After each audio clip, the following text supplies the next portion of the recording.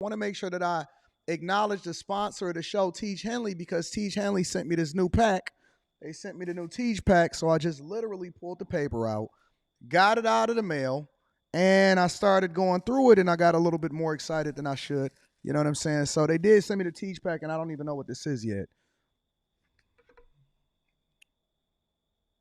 So I'm assuming this is what you get when you first order your Tiege, and I don't know what this is. Oh, this is dope. This is absolutely dope. Is this a nail kit? Ladies, get this for the fellas. Fellas, don't wait for the ladies to get it for you. This is free. This just comes with it. 30% off your first order plus 20% off for life. Literally. Oh, snaps. I didn't know that they were sending it like this. Real talk. So this is the nail kit that they sending you. All right. So now you ain't looking like a dusty. This is a free gift straight from Tiege for the people that ordered the Tiege. They got the small one for the little hands like mine's. They got the big joints for your toenails. And then they got the joints at the bottom too. You know what I'm saying? For y'all that's a little bit more crustier than usual. All right. So that's one of the free gifts that Tiege got inside of the pack. And then what is this? Says squeeze a quarter size amount of Tiege Hanley body wash on the center of the wet bristles. Lather, scrub, rinse, and repeat for the perfectly satisfying wash every time. So that's inside of there also, right? Ooh, I can get my rubber ducky on right here. You know what I'm saying? So shout out to Tiege for sending me that uncomplicated skincare for men. And then what we got in here? We got the actual Tiege pack, right? So this is the normal Tiege pack, but then they gave me the supersized joint for the people. They wanted me to show the people exactly what they got when they ordered that first Tiege pack, when you're getting your 30% off your first order, and then you get your free gifts. You get 2 free gifts, and then the 20% off for life. So the 20% off for life is a new thing. And man, I ain't even got my keys on me to open this up. Maybe I can use the little nail clipper thing. I ain't got to buy no nail clipper for my new joint downtown. And then you get all of the washes, all of the scrubs, all of the AM, the PMs, and all of that stuff. So you got the whole thing inside of there for you to make sure you take care of yourself. But you got to make sure you take care of it every day, right? We don't want to miss days. We don't want to be looking like dusty dusties. It does not absolve you from being able to make sure that you brush your teeth. Brush your teeth. It don't fix the teeth problem. Don't fix you ironing your clothes. Don't fix you being able to take care of your business. But it absolutely makes sure that your skin is phenomenal, even when you go in between shaves. You know what I'm saying? So shout out to Tiege Hanley. We absolutely appreciate you. Thank you for continuing to hold us down. I might do an official Tiege commercial, but I like just talking authentically to the people. I like giving the people the authentic look of what it is that you're dealing with, and I want you to hear from me personally, because anybody can do that little pitch and they can make some little videos, but very few of us can actually speak to the products of exactly what it is that you're supposed to use. So yeah, Tiege Hanley, 30% off your first order, and then 20% off for life. That's the Anton Daniels pack, 20% off for life. Using any other Tiege pack, make sure that you go ahead and let that go. And make sure you tap into the link it's in the description and take care of it, all right?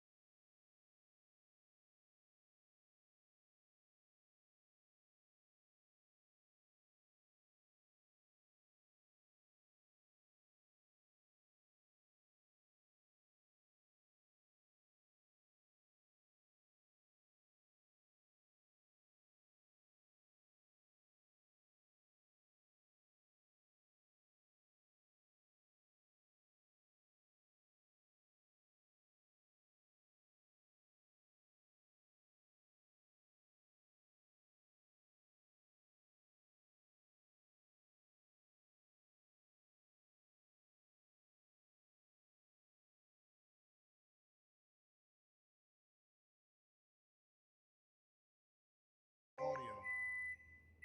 Where's the audio in this joint? I ain't got my audio. My audio ain't hooked up. Can we get some audio in this joint? Good God. It's always something. Let's see if we can get some audio in this joint. Can we get some audio up in here? We here? Hi. What's going on? Is Anton from AntonDaniels.com. I appreciate y'all for continuing to rock with me. I got my audio working. We good. We good. We got to get our levels right. We got to get our levels right. All right, we good. What up, friends and family? How y'all feel? I got my tea over there. I got to go get my tea in a minute, but I'll tap in with y'all. How y'all feel? Y'all sleep well last night? Did y'all enjoy the show last night? Are y'all subscribed to both channels? Are you subscribed to the Anton Daniels channel? And then are you also subscribed to the Millionaire Morning Show? I just want to know. I just want to know. Are you subscribed to both channels or are you out here being dusty? I just need to know. What's going on, friends and family? How y'all feel? C. Don said it's on. OG, what it do? It do what it do. It do what it do. It do what it do. Hey, housekeeping. Best day of the month to join the Patreon is the beginning of the month. We're going to do Stock Club on Sunday. Stock Club on Sunday. Definitively, mark it. I'm posting in a Patreon today. So we're doing Stock Club on Sunday. So if y'all not a part of the Bag Chasers and the Patreon, link is in the description as well as pinned to the top of the chat. Rock out with a group of people that's going in the direction that you're going in. So we got that out the way. Tiege Hanley, 40% off your first order plus 20% off for life. Tiege is the sponsor of the show. It's a phenomenal product. Ladies, get it for the fellas. Fellas, don't wait for the ladies to get it for you. What else? What else we got? Oh, I'm supposed to be on Fox today. I need to call my people. Hold on. Let me text my people. What show?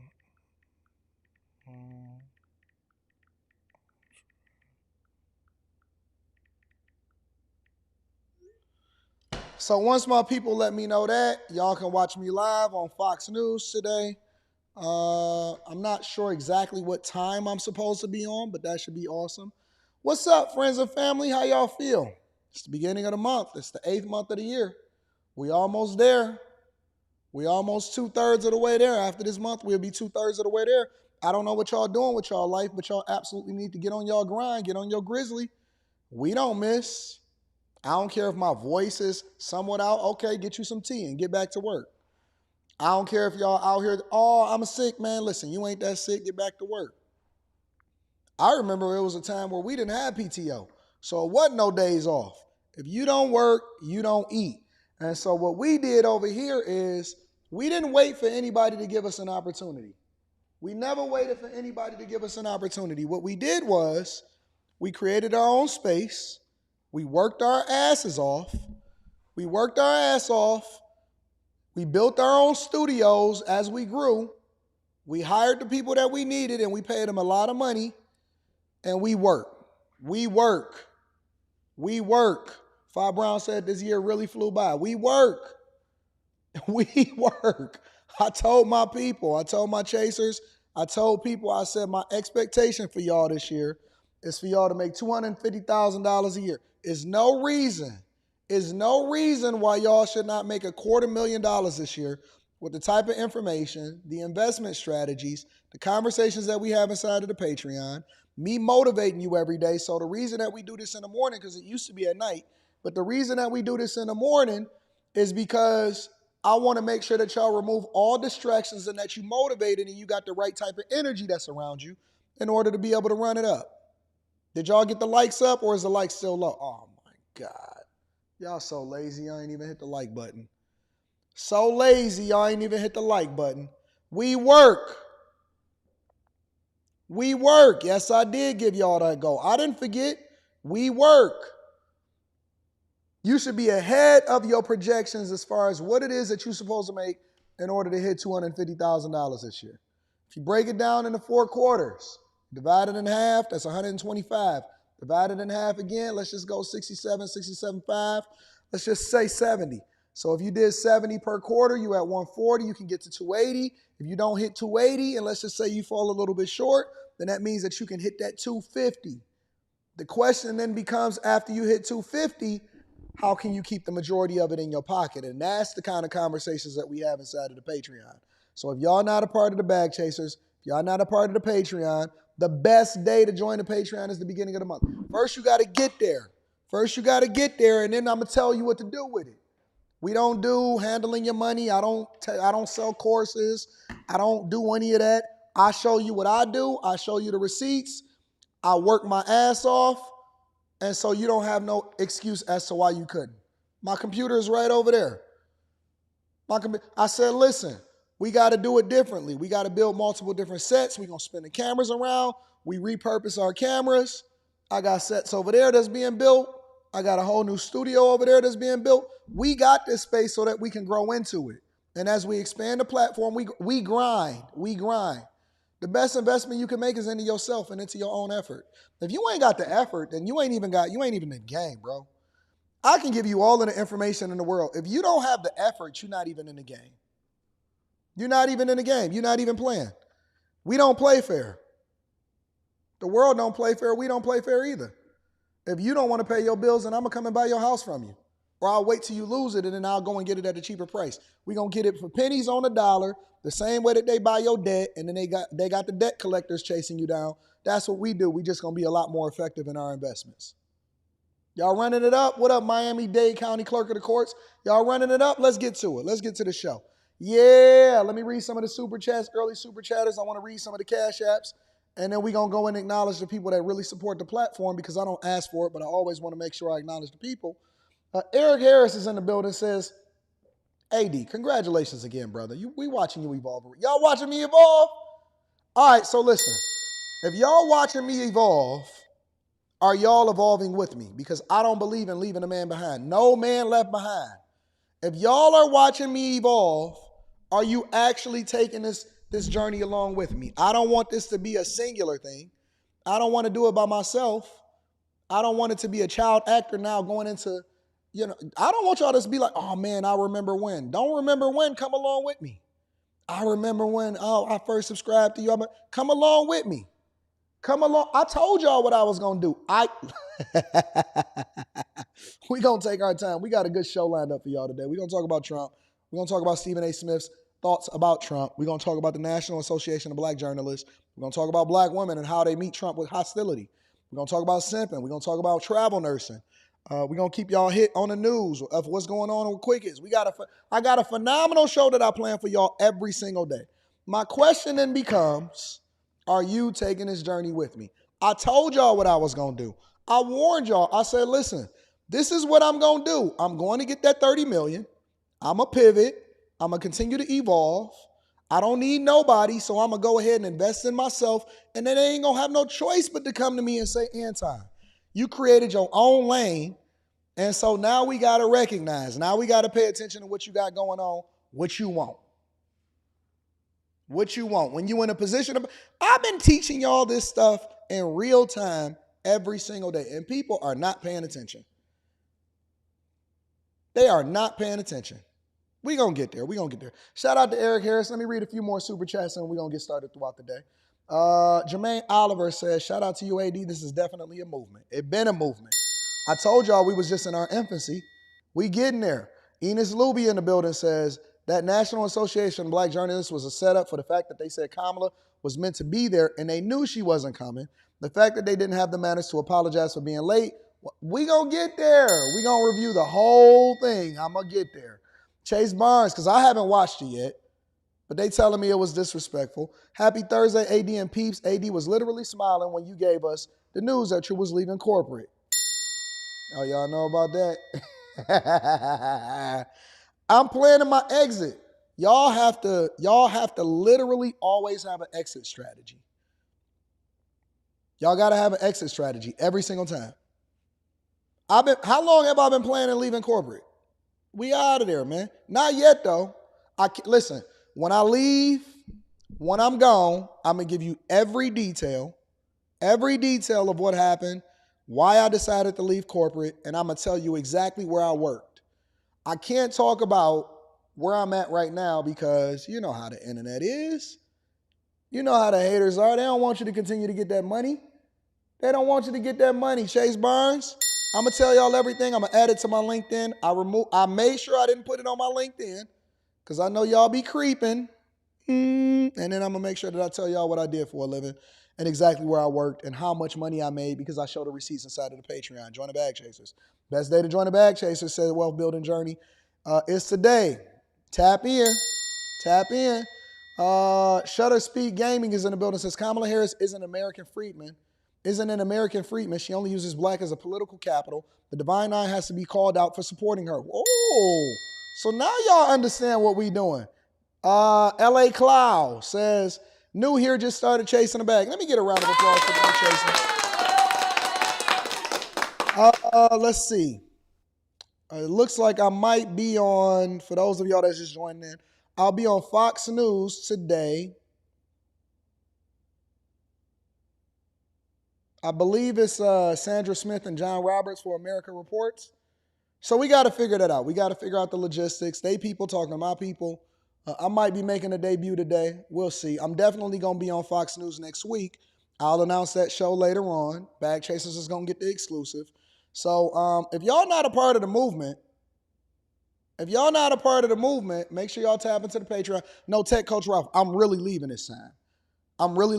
It's either going to be by the end of September or it's definitely going to be before the end of the year. But going into 2025, I am officially retiring from corporate for a second time. I'm going to do my swan song. I'm doing my Michael Jordan swan song. And then I'm going in a different lane, in a different direction. That's it for me. That's it. 23 to 45, I'm out. 23 to 45, I'm out. So make sure y'all tap in. Again, let me read some of these super chats. I want to give a shout out to Thomas Riley for holding us down on Cash App. I want to give a shout out to Jeannie Jackson. I want to give a shout out to Mike, that dude always holding us down. And I want to give a shout out to ESDC. Shout out to ESDC in the building. Y'all ready to get started with the show? Let's run it up. Get the likes up. Share this with your family and friends. If Gam Gam ain't watching this, if Paw Paw ain't watching this while he on the streets pimping and slanging, if Gam Gam not watching this while she over there getting her, what do they do that when they be getting their blood flowing, circulation? Transfusion, whatever. I don't know what it is. Everybody in your family should be watching the Millionaire Morning Show, whether you at work or whether you in the streets. I love you. I appreciate y'all. Let's get it popping, y'all. Quick hits. I ain't even got my quick. Quick hits. Quick hits is a segment of the show, and I'm going to be reading the super chat shortly. Quick hits is a segment of the show that we don't necessarily think we need to dedicate an entire segment to just the individual things, but we want to keep you guys up to date on what's going on in these streets. All right? So first things first, a father was killed in a road rage incident in front of his kids. Check it out. This is just an awful case and a reminder to be careful when dealing with strangers on the road. California leads the nation in road rage incidents, and in this case, 2 children were in the middle of a violent and deadly confrontation. It's just very hurtful. It's just a huge loss for our family. Huge loss. Crystal Harris is devastated after her 37-year-old brother, Aaron Byron Harris, a father of 4, was involved in a deadly road rage incident. I would say don't risk your life, going after someone to get, information or anything. It's not worth it. The deadly encounter happened on Saturday. Aaron was driving on the 210 freeway in Highland shortly before 8 p.m. with his 4- and 5-year-old kids. A motorcyclist identified as Jonathan McConnell clipped Aaron's sedan and just kept on driving. Aaron followed the biker, and the 2 men ended up in the parking lot of Joy's Lounge in Highland. Let me tell you something. They laugh at me because I'm willing to walk away from confrontation, and I just call my insurance company. I got a hit and run on a run. Y'all can go and catch them. This is what their license plate was. I'm keeping it moving. I got a daughter. I got a 16-year-old daughter that I got to make sure that she get through college and she get married one day. They depending on me. I got people that work for me. All of these dudes, these crash dummies out here that's willing to put their life on the line in order to get some respect. Now your wife is widowed. And I know that we don't want to shame the victim, but there's no reason why they should have been confronting each other inside of a parking lot. Don't you know that somebody ain't playing fair out here? I keep trying to tell y'all and step outside of what you think is culturally appropriate, because nobody cares. Nobody cares. And when you walk away, guess what? Nobody even is going to remember that day. I got videos on my channel where I was willing to walk away and people was trying to confront me and say, Anton, you should have crashed out. You should have knocked him out. If he'd have got in my vicinity, I'd have did this. And that's why some of these dudes is in jail today. That's why I'm over here running up the bag and they in jail today. Now, because see, I'm not going to explain it and I'm not going to talk about it the way that you want me to talk about it. I'm not going to sit here and just say rest in peace. We going to have to learn from these situations as to not do what they do so that we can have better results. He got a woman that's sitting here talking on the news. 2 children got clipped up in front of his kids, regardless of whether or not he was right. We as men can't afford to then make bad decisions that ultimately is not going to lead to the best situation for our family. We going to have to be thinkers. That's what they want you to do. They want you to react emotionally. People want you to react emotionally so that they can use it as fodder and they can share it on Instagram and TikTok. Then you're going to be forgotten tomorrow. Meanwhile, your widow ain't got no way in order to provide for herself and your kids is without a father. I don't have to sit here. I had a dude threaten me last weekend. He said, man, I will drive to your city and meet up with you. Now, let's say, for example, that it was a meetup and anything could happen. Anything could happen, right? It could be a scrap. It could be a bad situation for somebody else. No telling what could happen. It's only honest to God, it's only 2 different outcomes. You know how Doctor Strange on Avengers Infinity War, and he went in and he did his thing and he said, oh, and then he fell. Some of y'all don't remember that scene. And Iron Man and all of them, Robert Downey Jr., that they walked up, and Spider-Man said, what did you see? He said, it's only one way we can win this thing. It's only one way we can win this thing. And he was in there, he said, I looked at 10 million possibilities of what could happen. It's only one way we can win this thing. That's what I do every single day when I'm interacting with people. I assess the situation, I look at the threat, and I say, you know what? This can only go 3 ways. Either A, somebody gonna get locked up. B, somebody gonna go to jail because you know you're gonna pull out a pistol. Or C, I could walk away and I could live to make sure that I take care of my daughter another day. I could live to take care of my daughter another day. So while he was over there driving to Detroit, I was flying to Houston in order to go to a meetup. I said, come on, Cleveland, send me an email. I'll give you an address. Gave him an address to the police department, and then I was flying to Houston to go to a meetup.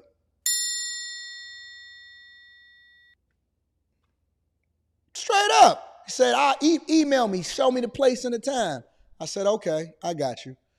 Gave him an address right next to the police department. And then I was flying to Houston in order to meet up with y'all and party. And we was out there, They was like, Anton, drinks on me. Let's have a good time. And we was partying, having a good time, exploring the city. You dummy. Hey, man, a married man. Jesus Christ. Think about more than just yourselves. I feel like the person on the motorcycle led him to his death, to be honest. A confrontation between the 2 men escalated into a gunfight, and both died. Both of them died. The motorcyclist died.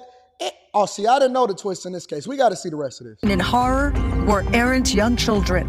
The kids, when I talk to them, they just sound traumatized, and more so, they just said, Auntie Crystal, my dad is dead. And that hurt my soul because they were in the car witnessing the whole incident. Crystal has set up a GoFundMe account. Now they got a GoFundMe. No life insurance, No money put up. Kids can't go to college.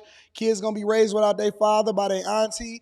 Now they gonna be getting student loans, asking Biden and Kamala Harris and Trump for student loan forgiveness, and the world keeps turning. The world now they gonna be making TikToks. Hopefully they're not making TikToks talking about it ain't no good men out here. I don't know what's going on. And then I'm gonna be like, hey, what are you doing? Shout out to Chris James. I appreciate you. I'm gonna be reading that super chat shortly. It's stupid. They both can't even live to tell the story. All because somebody could.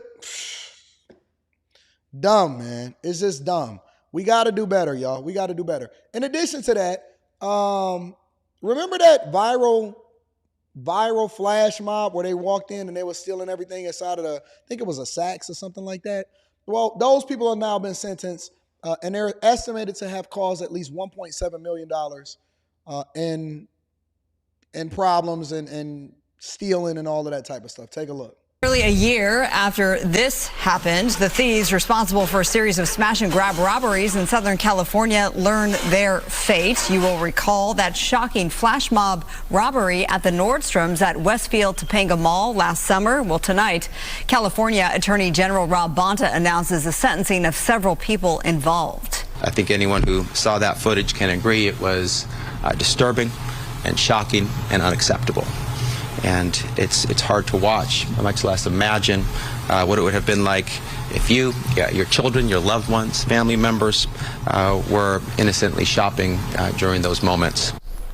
Bonta speaking today at LAPD headquarters. 5 men who took part in this crime have pleaded guilty. Their sentences range from anywhere from 4 to 10 years in state prison. 3 more. We're not worried about it. They'll be out tomorrow. And it was way more than 5 people that was in this building, so where the rest of them? I want them all arrested, and I want them all in jail.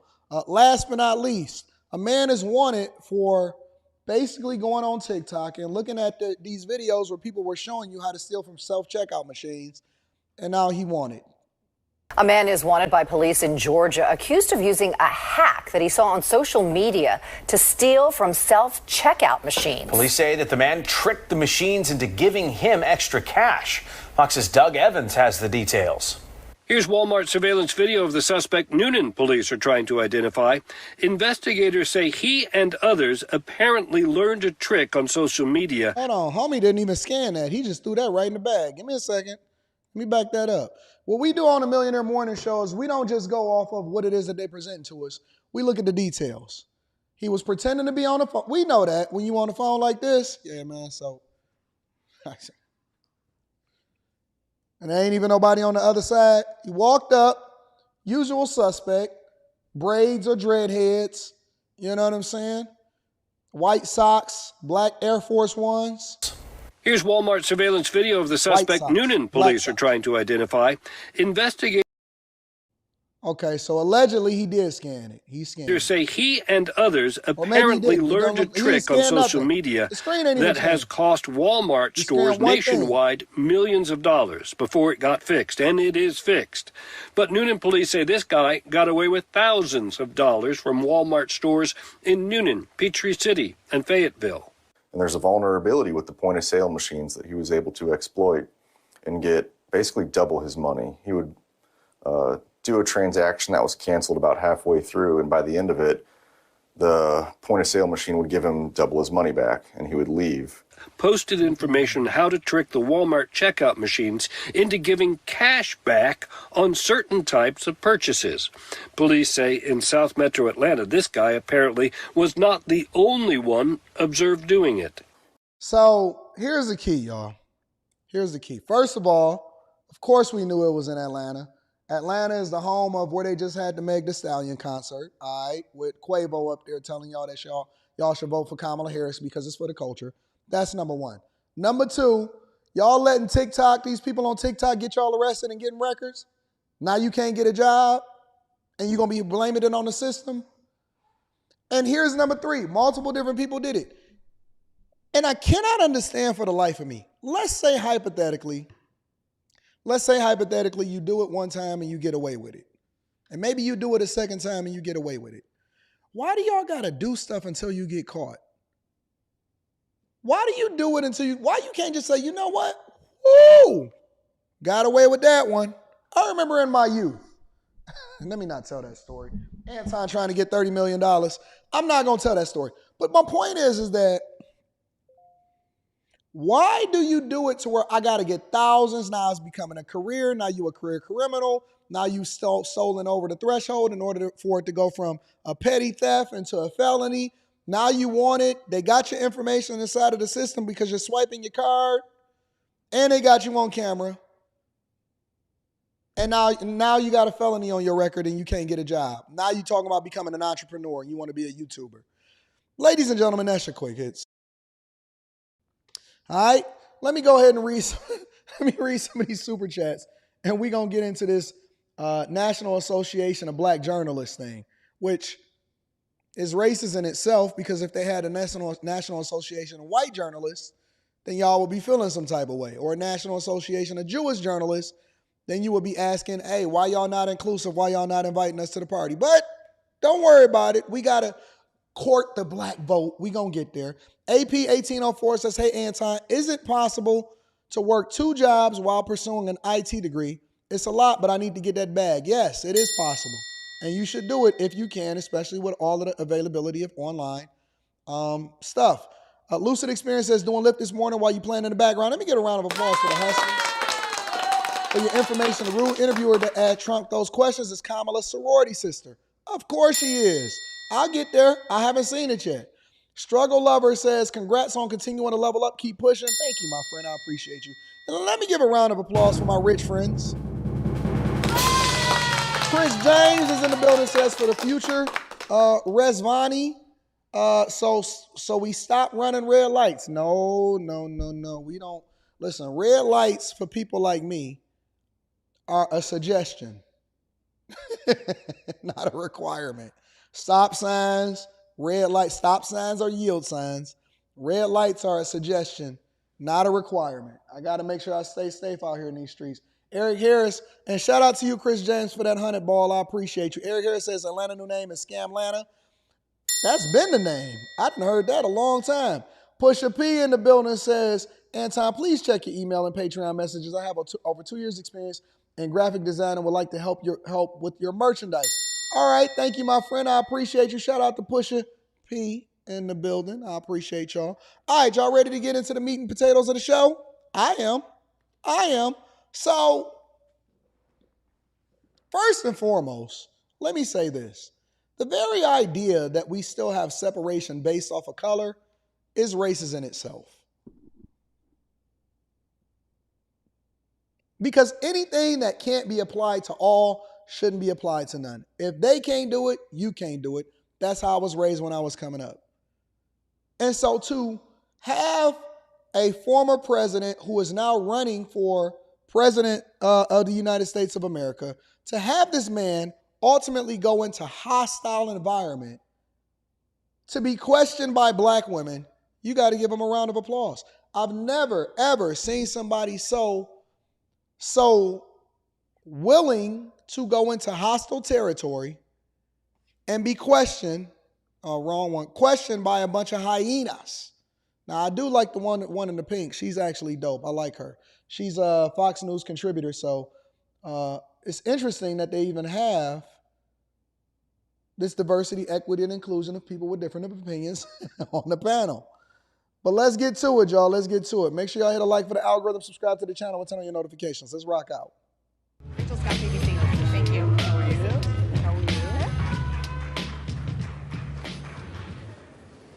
Mr. President, we so appreciate you giving us an hour of your time. I want to start by addressing the elephant in the room, sir. Did y'all see her call him Mr. President? Hold on. She called him Mr. President. She called him Mr. President. Before we get into this, she called him Mr. President. Mr. President, we so appreciate you giving us an hour of your time. I want to start by addressing the elephant in the room, sir. A lot of people did not think it was appropriate for you to be here today. You have pushed false claims about some of your rivals, from Nikki Haley. What? Wait a minute. That's how y'all start off interviews? I thought we was going to get to like the middle of the stream and then we was going to start to get into it. I didn't know that that black women had ammo and clips in the chamber immediately as soon as he sat down. He ain't even got comfortable and fixed his suit yet and said, all right, let's get into it. Ain't no pleasantries. Ain't no none of that. It's just straight smoke immediately. Who do that? Who disrespects people like that? I got to hear the full thing. You have pushed false claims about some of your I'm rivals. so glad that I didn't watch this and that I'm reacting to this in real time because I can give you all my authentic thoughts. From Nikki Haley to former President Barack Obama, saying that they were not born in the United States, which is not true. You have told 4 congresswomen of color who were American citizens to go back to where they came from. You have used words like animal and rabid to describe black district attorneys. You've attacked black journalists, calling them a loser, saying the question— Look at Trump. Hey, Trump looking like... And see, Trump ain't no sucker, so he used to dealing with people in the business world, but I think that he not used to dealing with hyenas. That they ask are, quote, stupid and racist. You've had dinner with a white supremacist at your Mar-a-Lago resort. So my question, sir, now that you are asking black supporters to vote for you, why should black voters trust you after you have used language like that? I would absolutely, if I'm an audience member, I'm cringing. You know how you kind of like get secondhand embarrassment for people, but they so confident that they actually doing the right thing. They think that they cooking. In reality, they out here looking stupid. I think that this woman, if this was any other person, if this was a politician, if this was any other person in real life, people would be finding out every single thing that they can about this person to validate whether or not she's even qualified to be on this panel in the first place. Let's be clear. Let's be clear. If this was any other person, anybody else in the world, if this wasn't a black person, they would be trying to figure out who is this woman, Harpo, and where does she come from, and is she even qualified to even be asking the first question to the former president and the future president of the United States of America. Disrespectful. Absolutely, positively, 100% disrespectful in the worst way. Well, first of all, I don't think I've ever been asked a question in such a horrible manner. First question. You don't even say, hello, how are you? Are you with ABC? Because I think they're a fake news network, a terrible network. And I think it's disgraceful that I came. Hey, notice how he already won over the audience. He already won over the audience in what's supposed to be hostile territory. This is a masterclass. This is a masterclass. I can already see it. Here, in good spirit. I love the black population of this country. I've done so much for the black population of this country, including employment, including opportunity zones with Senator Tim Scott of South Carolina, which is one of the greatest programs ever for black workers and black entrepreneurs. I've done so much, and and I say this, historically black colleges and universities were out of money. They were stone cold broke. And this is a fact. And when I say this, it upsets people because it flies in the face in the narrative of this narrative that's being painted about him, of him being racist. These are facts. When I state opportunity zones, they don't want to talk about it. When I talk about HBCUs and how they was out here broke and struggling and dusty and protesting about their conditions like they was back in Africa, people feeling some type of way about it. And so let me ask y'all a question, because I'm gonna rewind this. We gotta look at this in its entirety. All right, let me ask y'all a question. Is racism or not being pro-black or being against black people a narrative? So I see people every single day that do some of the worst things for the community, but we celebrate them. We celebrate drug dealers. We celebrate killers. We say free Ray Ray right after he knocked your grandma over her head. We celebrate all of the worst things for the community.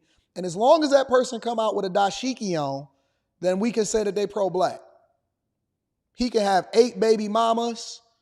He could be on child support, not taking care of his family. He can even go and be married to a white woman, which I'm okay with because I don't separate myself based off of race. I separate myself based off of character. And then the person that actually does for you, but then you don't like the way that they talk, they automatically become whitewashed, all of the other tropes that they call them. All of a sudden, Trump is racist. After y'all celebrated him literally for like 30 years. Y'all bought his books. He was in y'all music videos. Y'all hung out with him. You took pictures with him. And the minute that he ran for president, and he actually did for black people, did more than the current administration. The current administration wouldn't even meet with Ice Cube for the Platinum Plan. He wouldn't even talk to him.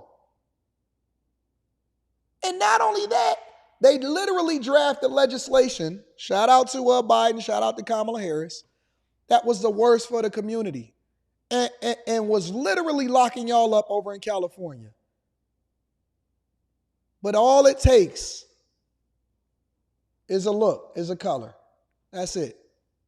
Don't matter what you do, only matter how they perceive you.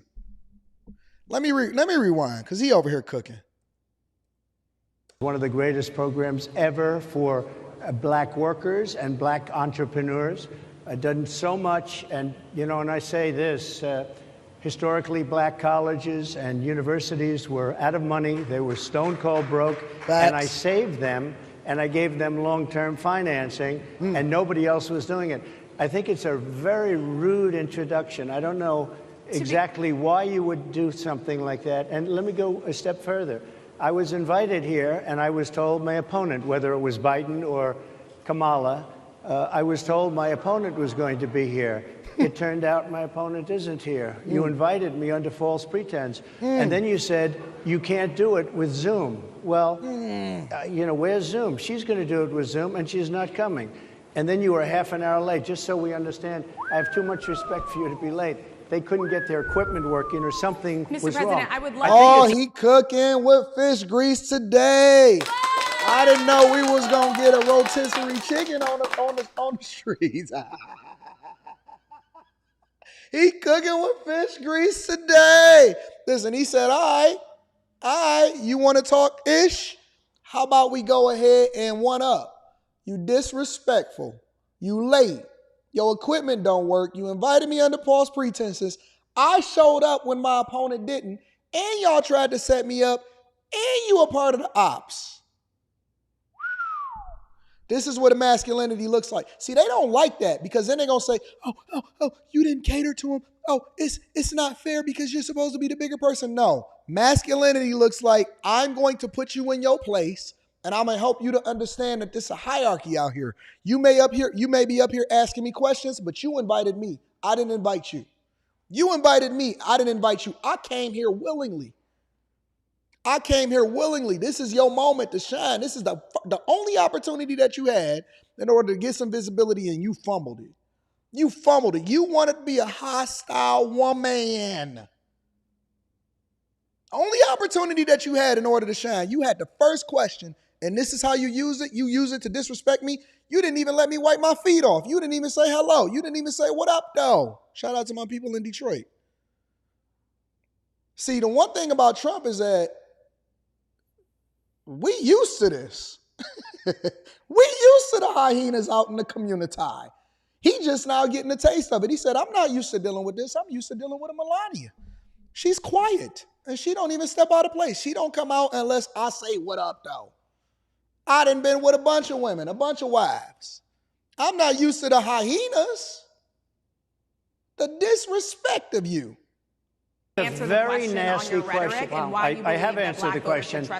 I have been the best president for the black population since Abraham Lincoln. That's my answer. Better than President Johnson who signed the Voting Rights Act? For you to start off a question and answer period, especially when you're 35 minutes late because you couldn't get your equipment to work, in such a hostile manner, I think it's a disgrace. Let me just ask a follow-up, sir, and then we'll move on to other questions. Run it up. Perfect answer for a perfect situation, and I think that was very presidential of him. Let me give him another round of applause.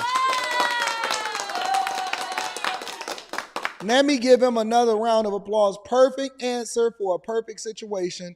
I'm gonna meet you with the same energy that you meet me. No longer are we gonna sit here and deal with foolishness. We're gonna talk facts, right? I done contributed more money and I saved the HBCUs. I gave you opportunity zones. We was thriving. You was running up a bag. I took care of you. I came into this hostile environment and you want to sit here and talk junk about me when people are saying literally to your face that they're not even going to do nothing for the black community at all? The nerve of you. The nerve of you. Questions here. Some of your own supporters, including Republicans on Capitol Hill, have labeled Vice President Kamala Harris, who is the first black and Asian American woman to serve as vice president and be on a major party ticket, as a DEI hire. Y'all said that this woman is her sorority sister. Y'all let me know that. Give me some information. Let me know what's happening in these streets. Is that acceptable language to you? And will you tell those Republicans and those supporters to stop? She doubled down. How do you define DEI? Go ahead. How do you define diversity, equity, inclusion? Okay, yeah, go ahead. Is that what your definition? That is give me a literally definition the words then. Would you give me a definition DEI. of that? Give me a definition. No, don't tell me what the words are.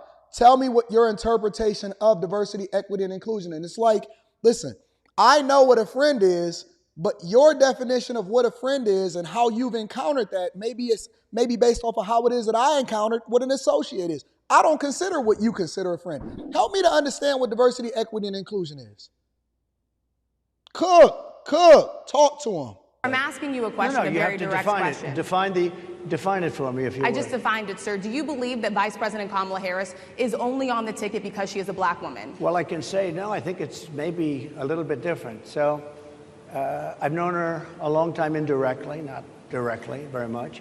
And she was always of Indian heritage, and she was only promoting Indian heritage. I didn't know she was black until a number of years ago when she happened to turn black, and now she wants to be known as black. So I don't know, is she Indian or is she black? She has always identified as a black woman. She went to a historically black college. I respect either one, but she obviously doesn't, because she was Indian all the way, and then all of a sudden she made a turn and she became a black person. Just to be clear, sir, do you believe that I think somebody should look into that too when you ask continue in a very hostile, nasty tone. It's a direct question, sir. Do you believe that Vice President Kamala Harris is a DEI hire, as some Republicans have said? I mean, I really don't know. Could be. There are some, and there are plenty. I know this lady right over there, Harris, is a fantastic person who just interviewed me at length. And we had a great interview, I think, and I heard you got very good ratings on that interview. You told me it was the longest one of your life, so we had a good discussion. Look, I want to talk about why you're... Whoa! Just completely mopped the floor. Listen, get out of my face. You disrespectful. I'm not going to answer it the way that you want me to answer it. I'm going to speak with the people that learn how to respect me, and that's where it is that I extend my grace. That's where I want to spend my time. And he went right to the person that he wanted to ask him the question. That is a masterclass of how you handle a hyena in a hostile environment. Broke her down, made her look foolish. If I was her husband, if she married this woman in the blue, if I was her husband, I would be disappointed. I'd be like, girl, you disrespecting our family. Girl, we had an opportunity. We put you in a position. We worked our whole lives in order to get you in this position, and now look at you. Look at what you're doing to us. Disrespectful. And this is what black men got to deal with on a regular. I'm going to get there. I'm going to get there today. We going to take our time, and we going to actually mine this out, because this is a different type of morning show. If you have not sent this to your family and friends, make sure you do so, because I don't have no strings on me, and so I'm going to get to the real root of what it is that's really happening in these streets. I ain't got no teleprompter, none of that stuff. I'm just going to speak my authentic thoughts, and we're going to mine it out from there. Here today. I mean, it is not lost on us how divided we are as a country. And as you were coming today, we really got to see that we are divided along the lines of race, along the lines of gender. And there is this question of, in this moment where we are, why come here? What is your message today? Now, let me show y'all the difference between a woman that is projected to probably be a wife and a professional and a woman that tends to be more hyena-like. I've always said that you can ask anything or you can say anything to anybody if you say it in the right way. Let me say it again for the people in the back. You can say anything to anybody if you say it the right way. She asked the exact same question. Listen, y'all. It's so many gems in this video. In the 5 minutes that we've been looking at this video, it's so many gems. She asked it completely different, respectfully, and also phrased the question to where he will not have to be on the defensive and he's not automatically being accused when he's doing you a favor to show up. This is a masterclass. This is why that woman has the position that she has, and the other one, this is beautiful. It's gorgeous. It's gorgeous. One of them can approach you hostile. The other one can ask it in a completely different way, in a feminine way, in a professional manner that would then not put you on the back burner, but would allow for you to be able to express your thoughts authentically. Same question, different people asking it, probably going to get a different result. My message is to stop people from invading our country that are taking, frankly, a lot of problems with it. But one of the big problems, and a lot of the journalists in this room, I know and I have great respect for, a lot of the journalists in this room are black. I will tell you that coming from the border are millions and millions of people that happen to be taking black jobs. You had the best. What exactly is a black job, sir? A black job is anybody that has a job. That's what it is. Anybody that has a job. All right. And Mr. they're taking the employment away from black people. They're coming in, they're invading. It's an invasion of millions of people, probably 15, 16, 17 million people. I have a feeling it's much more than that. And everybody's been seeing what's happened. The first group of people, the black population, is affected most by that. And Kamala is allowing it to happen. She's the border czar. She's the worst border czar in the history of the world. There's never been a border czar like this. She's never even essentially been. She said she was there once, but not the right part of the border. So she was a border czar. She's done a horrible job. These people are coming into our country, and they're taking black jobs and Hispanic jobs, and frankly, they're taking union jobs. Unions are being very badly affected by all of the millions of people that are pouring into our country. And one thing, as we discussed, many of these people are coming in from mental institutions, from prisons, from jails. They're gang members in other countries. Other countries are setting loose their prisoners. They're opening up their prisons and their mental institutions, and they're taking their bad people, drug dealers, gang members, and they're bringing them into the United States. And by the way, their crime rate is going down, and our crime rate is going to be a disaster. Mr. President, I want to get into... That's a fact. It's a fact. Like, it's nothing that he said, and I hate when people get caught up on the language. Well, what is a black job? It's a job that you doing. It's whatever job you doing if you just so happen to be black. Address some of the issues with black communities. And I say that plural because we live in communities of color that are different. We're not all the same. We don't vote the same. We don't think the same. It's not monolithic. So as you come here today, I want to talk about something that bursts, and this is the weight of the inflation on this country right now. The nonprofit Money Management International recently released data from its mid-year analysis that we have found a 52% rise in people who are seeking counseling for being in credit debt. They're paying for food that is sky high on their credit cards, and now they can't pay that off. The credit counseling nonprofit MMI, as I said, is saying now that they've seen surges that they haven't seen since we were in a pandemic of people in financial trouble. Much of that falls on the shoulders of single moms, single black moms, when you look statistically. Yeah. How do you turn it around? What's your plan for the black community when it comes to money? So, first of all, it's very hard to hear you for whatever reason because of the fact that they have bad equipment, because I guess, you know, this woman was unable to get the right equipment.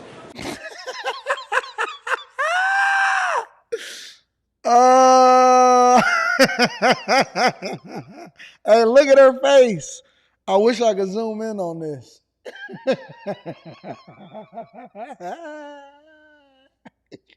No, you wanted to be petty.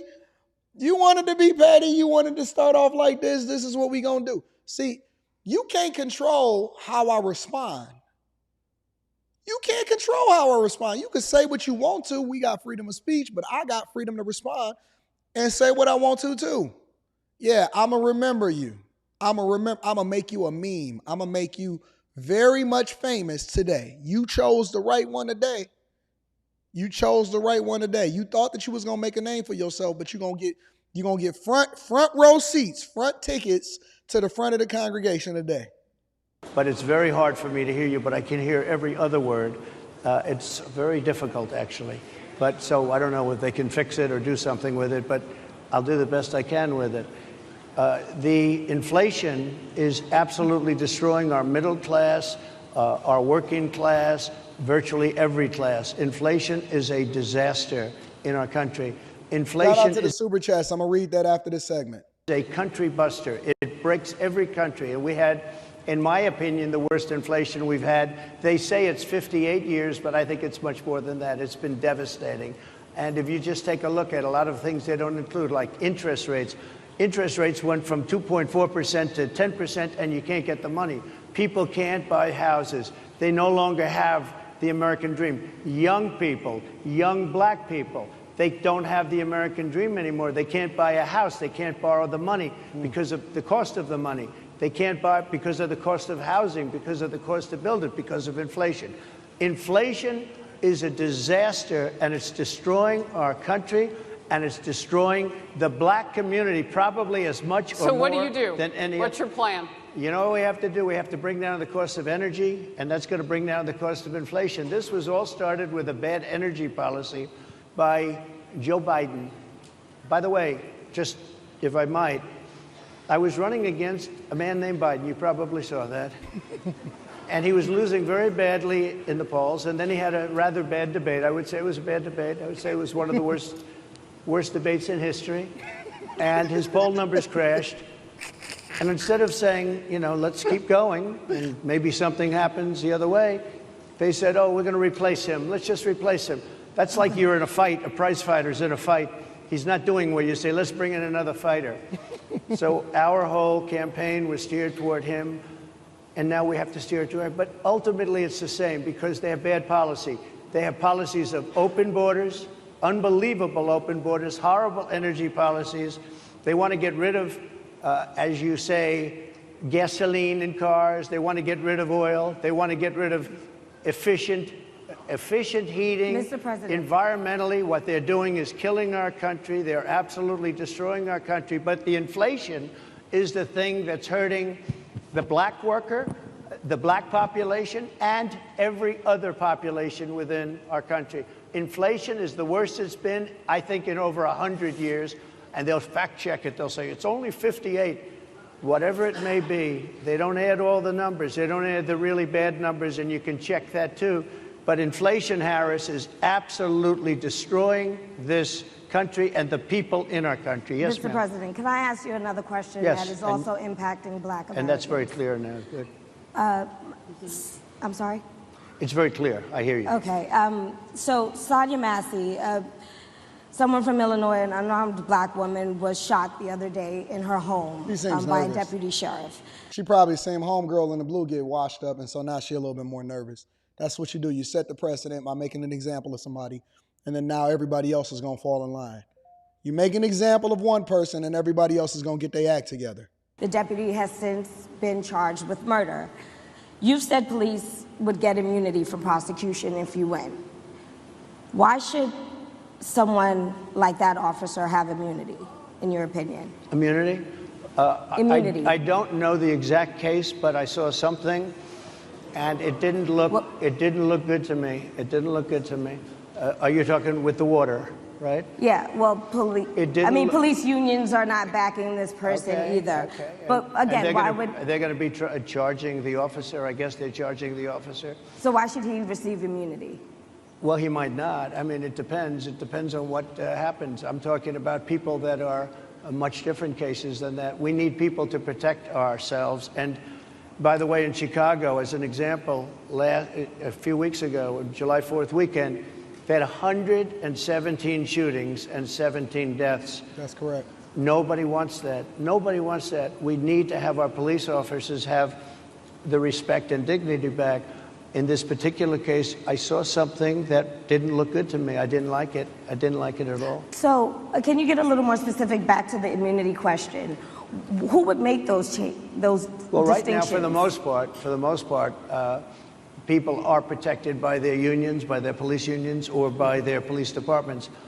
But I'm saying if I felt, or if a group of people would feel that somebody was being unfairly prosecuted because the person did a good job maybe with crime, or made a mistake, an innocent mistake. There's a big difference between being a bad person and making an innocent mistake. But if somebody made an innocent mistake, I would want to help that person. What would those exceptions be? What would determine You an go innocent after mistake? somebody and it's a very close call and it's very dangerous. And you know, they have, the policeman's life and woman is a very difficult thing because sometimes you have less than a second to make a, you know, life and death decision. And sometimes very bad decisions are made. They're not made from an evil standpoint, but they're made from the standpoint of they made a mistake. So I want to follow up really quickly. You know, I find it interesting because you do talk about reining in prosecutors, especially when it comes to prosecutors that are prosecuting you. Why doesn't that skepticism apply to law enforcement? Well, I've been prosecuted because I'm a political opponent of two people that have weaponized our justice system. I've been prosecuted. I just won the big case in Florida. Everyone said that was the biggest case. That was the most difficult case. And I just won it. Now, Biden has a similar case, except much worse. I was protected under the Presidential Records Act. Biden wasn't, because he wasn't president at the time. And he had 50 years worth of documents. And they ruled that he was incompetent, and therefore he shouldn't stand trial. And I said, isn't that something? He's incompetent and he can't stand trial, and yet he can be president. Isn't that nice? Mr. President, but they released him on the basis that he was incompetent. They said he had no memory, and he was a nice old guy, but he had no memory, and therefore we're not going to prosecute him. What case is he talking about? Somebody tell me what. I'm not familiar with this. What case is he talking about? I won the case, and it got very little publicity. I didn't notice ABC doing any publicity on it, George. We cover you extensively, sir. I'd love to move over on to different topics. I didn't notice you do any publicity on it at all. I won the case, the biggest case. This is an attack on a political opponent. I have another one where sir, I have a hostile judge. We have you for a limited time, sir. I'd love to move on to different topics. Excuse you. You're the one that held me up for 35 minutes, just so you understand. If we can move on now to the state of the race.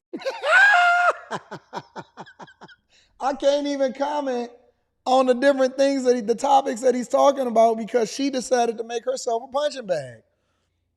Listen, if you wasn't late for 35 minutes, we could definitely get even deeper into these conversations.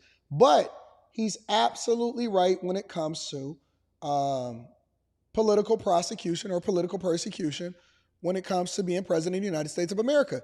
They tried to underhand it, and to an extent, it worked in some people's minds, and that they tried to leverage the justice system against him to now market him differently and say, because I know that Trump ain't going to jail. Let's be clear. We all know that Trump is not going to jail. He was never going to go to jail. He was never going to go to prison at all. It was never going to be a thing. It was never going to be a thing. We were interested in it because we was trying to figure out whether or not it would create repercussions as far as trying to leverage that in order to remove him from the ballot or change people's minds as to how it is that they seen him as a presidential candidate. He was never going to jail, ever.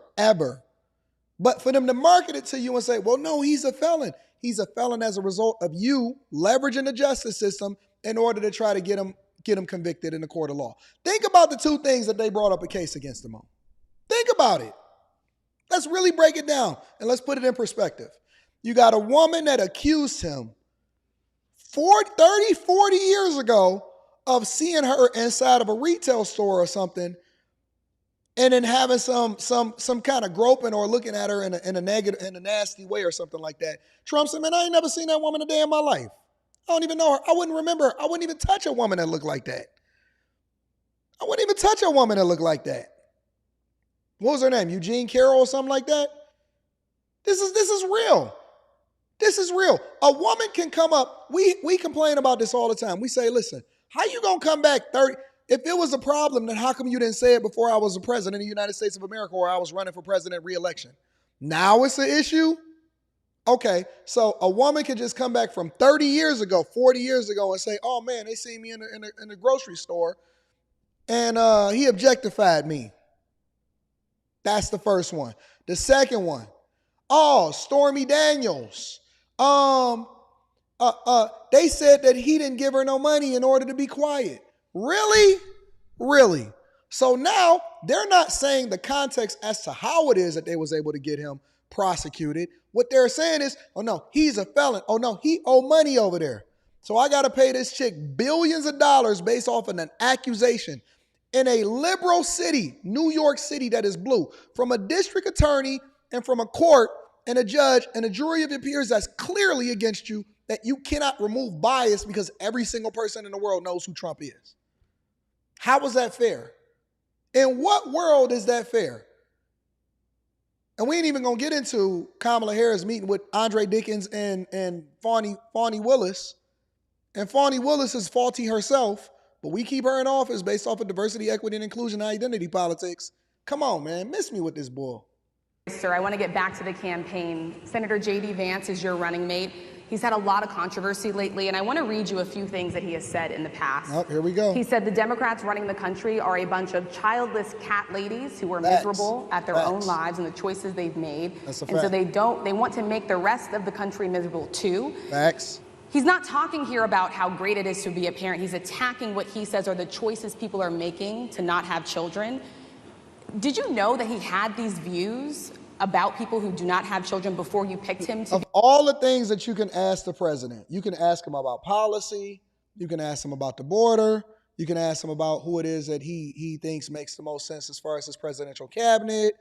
You can ask him about how it is that he would deal with Wall Street. You can ask him about whether or not he would ship people back over the border. You can ask him what his new border policies would be. You can ask him about Ukraine. You can ask him about Taiwan. You can ask him about Israel. You can ask him about taxes. You can ask him about so many different things that's meaningful. And she's asking him about comments that a vice presidential candidate running mate made in 2021 about childless cat ladies. So every line of questioning that she had prepared was based off of rhetoric, tone, and what did you mean, or what did your candidate, what did the person that's with you mean by what they said? What a wasted opportunity. What a wasted opportunity. be your running mate, and do you agree with him? No, I know this. He is very family oriented, and he thinks family is a great thing. That doesn't mean he thinks that if you don't have a family, it's not. I know people with families. I know people with great families. I know people with very troubled families. And I also know people with no families. They didn't meet the right person. Things happen. You go through life, you don't meet the right person. But he's not just talking about families here. He also says that people that don't have children should get less votes than those that do. I'm just speaking for myself. Is that your campaign I think position? I'm speaking for him too. He strongly believes in family, but I know people with great families. I know people with not great families that don't have a family, and the people without the family are far better. They're superior in many cases, okay? He's not saying they're not. What he's saying is that he thinks the family experience is a very important thing. It's a very good thing. But that doesn't mean that if you grow up and you grow older and you don't meet somebody that would be wonderful to meet and would have been good, that that's a bad thing. He's not saying that. My interpretation, you'll have to ask him, actually, but my interpretation is he's strongly family-oriented, but that doesn't mean if you don't have a family, there's something wrong with it. Just one last point, and then we'll move on. Just one of the bedrock principles of American life is one person, one vote. Senator J.D. Vance has suggested that someone who has children should have more votes than a person who does not have children. I just want to be clear here. Is that the position of your campaign? Well, no, but it's not something I have ever heard before. I can tell you this. Right now you have illegal aliens coming into our country, many from prisons and many from mental institutions, and they want to give them votes. I don't think they should have votes. They came into our country illegally, and they're taking the vote away from all of the people in this room that have been here a long time, that have worked hard, that in many cases, and you'll see this happening, if I'm not elected, you're going to see it happening. If I am, you're not going to have any problem. But you're going to see it happening a long time. You're going to see the people in this room and people outside of this room are going to be losing their jobs to people that have come into this country illegally. Mr. President, can we stay with just kind of the state of the race right now? Because I felt like that vice president question, candidate question was right in there with that. Yeah. So let's talk about J.D. Vance for a little bit. He's had some stumbles out of the gate. I don't know if you're hearing what we hear as reporters, but it's been a tough couple of weeks for him. Why did you choose J.D. Vance? Why did you choose him? And I'm having a hard time hearing, too. I know everybody out there can, but it's hard to hear. I'll tell you why.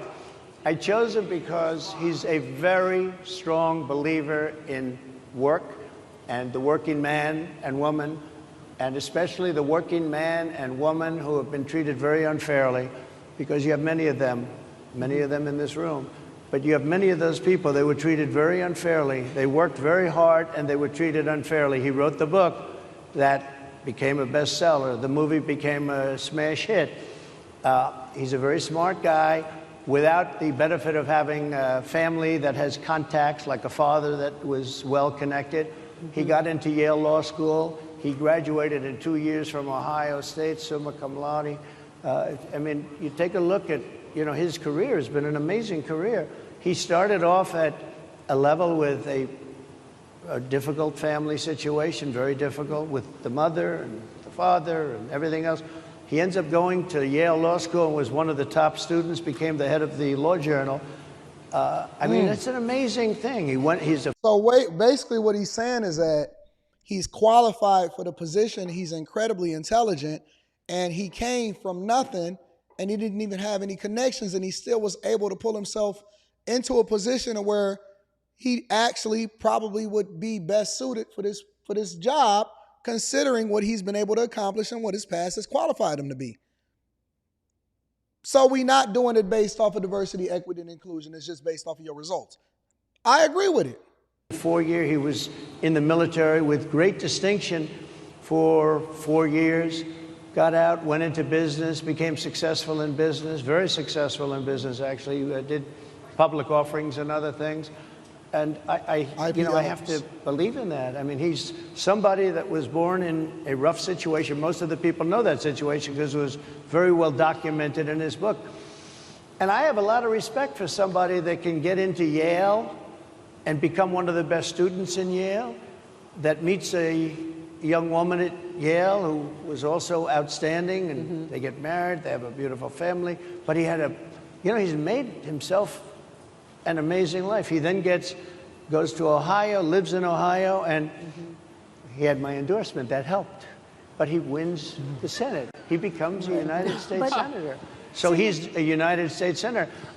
And so, Harris, like I respect you for your success, I respect people for their success. The reason I asked the question is because the last time you and I sat and talked was the day that you were shot. We'd been together for much of that day. You left to go to Butler, Pennsylvania, and we didn't know what was next. Yeah. And 2 days after that... I cannot understand. Your microphone I know, is so it is really hard for me to understand you, too. I can understand you perfectly. Because she's closer. I can understand you. Happy to hear that, sir. But I can't really understand, Harris. I have a few more questions. Because of the distance, and the mics are really in lousy shape, but I cannot understand Are you asking a question? what you're saying. So what I wanted to say was the last time we spoke, you said some words that were prophetic because I asked you who you wanted to choose for vice president. Yeah. And you said normally it really wouldn't matter what they would bring. You choose somebody that you think has a future, that sort of thing. But you said these words 3.5 hours before an attempted assassination on your life. You told me that bad things happen, Harris. And that's why this decision is important this time. Bad things happen. You said it twice. When you look at J.D. Vance, is he ready on day one? Does he what? Ready on day one, if he has to be. I've always had great respect for him, and for the other candidates too. But I will say this, and I think this is well documented. Historically, the vice president, in terms of the election, does not have any impact. I mean, virtually no impact. You have 2 or 3 days where there's a lot of commotion as to who, like you're having it on the Democrat side, who it's going to be. And then that dies down, and it's all about the presidential pick. Virtually never has it mattered. Maybe Lyndon Johnson mattered for different reasons of what we're talking about, not for vote reasons, but for political reasons, other political reasons. But Historically, the choice of a vice president makes no difference. You're voting for the president, and you can have a vice president who's outstanding in every way, and I think JD is. I think that all of them would have been, but you're not voting that way. You're voting for the president. You're voting for me. If you like me, I'm going to win. If you don't like me, I'm not going to win. I'm going to get my JD Vance question in. JD Vance? I'm going to get my JD Vance question in. To your point and to Rachel's point, he, has a lot of opinions about childless women like myself or divorced people like yourself. Oh, snaps. We got a single baby mama up on the panel. Shout out to y'all. Shout out to my ladies. Shout out to my ladies, Mama Sadies. That's why they so bothered by it. Okay, I'm with it. Do you think, well, I mean, my point is here. But at least it was said in a friendly manner. My point is, do you think the Republican Party is getting a little bit too judgy about people's lives when you think about abortion or when you think about what J.D. Vance is saying? I don't think, look, I think that the Democrat Party is really the one that has the problem. I think they're radical on abortion because they're allowing abortion in the 9th month. They're allowing the death. They're allowing the death of a baby after the baby is born, based on the governor of Virginia. Based on the governor of Virginia, they're allowing the death of the baby after it's born. They're allowing abortions in the 8th and 9th month. Well, Democrats have denied. I think they're right. And I think the Republican Party is actually much less. I think I've made them much less radical, perhaps. But the Republican Party, what we're doing is bringing it back to the states where everybody wanted it. Democrats, Republicans, liberals, conservatives, everybody wanted abortion brought back. They didn't want Roe v. Wade in the federal government. They wanted it, everybody. But the majority of Americans oppose Roe v. Wade being overturned. They don't know about this. Right now, they're voting. It brought it back to the states. Now, I happen to believe in the 3 exceptions. Ronald Reagan believed with rape, incest, life of the mother. I do. I think most people do. I think most Republicans do also. But if you take a look, right now they're doing, it's an amazing thing, out of the federal government, it's in states, and people are voting. And I will say, Ohio is, let's call it a more liberal version, has been approved. Kansas, the same thing, a little bit surprising to a lot of people. But the people are now voting, and it's taking this issue that's been going on for 52 years and has torn our country apart, and it's giving it to the people to vote on. And they're voting. And many states have already voted. Others are in the process of voting. And it's bringing it back to the people and a vote of the people. And it's not at all radical. And again, you have to follow your heart. I happen to believe in the 3 exceptions. Most people believe in the 3 exceptions. Most Republicans believe in the exceptions. But they don't want to see an abortion in the 9th month or the 8th month. Almost everybody agrees to that.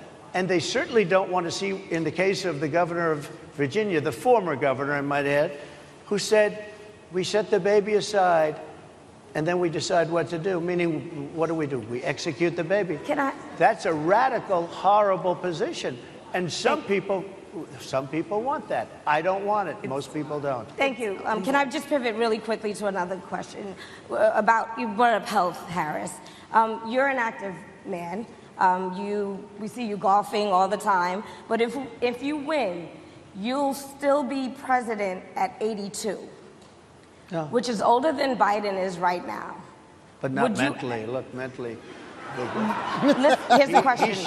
He's shot. But most people. Would you most people. I know many people in their 80s and their 90s that are in great shape. Some of our greatest leaders. You look at throughout the world history. The greatest leaders, some of the greatest leaders in the world were in their 80s. But here's the question. Would you consider stepping down if you felt that your health was declining? Or would you? Oh, absolutely. And who would make, I think I'd know. How would you make that decision? I think I'd know. Look, if I came onto a stage like this and I got treated so rudely as this woman treated me. Oh, my goodness. And I'm fine with it because she was very rude, sir. Very rude. That was a nasty, that wasn't a question. She didn't ask me a question. She gave a statement. That wasn't a question. I repeated your statement, sir, actually. You said you would. You would Oh, make that absolutely. decision If I to thought step that down. I was failing in some way, I want people to be sharp. I'll go a step further. I want anybody running for president to take an aptitude test, to take a cognitive test. I think it's a great idea. And I took 2 of them and I aced them. Well, I took 2 of them. But let me ask you. Yeah. I would like to have people running for president, and I don't mean because they're 75 or 85. I think anybody running, I'd like to do it. People say it's not constitutional. I would like to have something passed where you can do it. I think we should know. I mean, I've watched what's happened in the last couple of years under this gentleman, and our country is a mess. We have inflation. We have the millions of people falling in. We have Afghanistan, which was the worst, most embarrassing moment. You know why let me tell y'all something. You know why they feeling some type of way about Trump? You know why they feeling some type of way about it? Is because they can't control him. That's the sum total of what I'm seeing in this interview is that they don't like the fact that they can't control how it is that he answers questions, what it is that he want to communicate, and what he want to get out as far as to the people, as far as voters. That's the sum total of it. You can't tell me what it is that I'm going to say. You can't tell me how to respond to you if you decide to punch at me. And this is exactly what masculinity is. It's not based off of what you think. I knew what I was getting into when I came here. I knew that it was going to be hostile territory. I also knew that it was a possibility that the girl that asked me the questions was going to be Kamala Harris's sorority sister. And you can't control me. I'm not a puppet. Historically, they've been able to get people to do what they want them to do, especially when you're trying to be presidential. But the people I don't know if y'all really understand this. The people are tired of pivoting, posturing, and presenting the 3 Ps.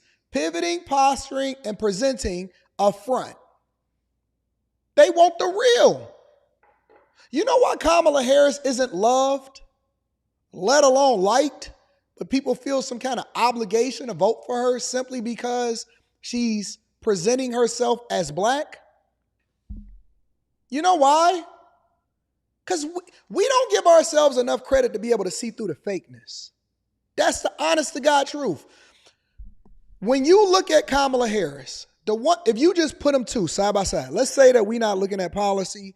Let's say that we're not paying attention to whether or not they did good on a record over the last 7.5 years when you compare Trump versus Biden and the Biden administration versus the Trump administration as far as what Kamala Harris is a part of. Let's assume that we set every logical thought aside, which most people are because most people aren't even informed. And let's say we just make an assessment off of who you are and how you present yourself to be. Not what they try to market you as, but just who you are. The eye test. You know, when you go in and you kick it with somebody inside of a bar or whatever, and y'all kicking it, and you sit at the bar instead of sitting in the booth, and y'all start having conversation, and you start talking to that girl, I don't have to ask her what her body count is. I know if she for the streets or not. The eye test. You know that person that is going to say what you is uncomfortable with hearing, but he going to absolutely tell you the truth, so you may not necessarily want to be around him all the time, but you know that when you talk to him, you can depend on them. If you in a bind, or you got an issue, or you really need somebody to give you some advice, or if you know if somebody gonna really be there for you, the eye test.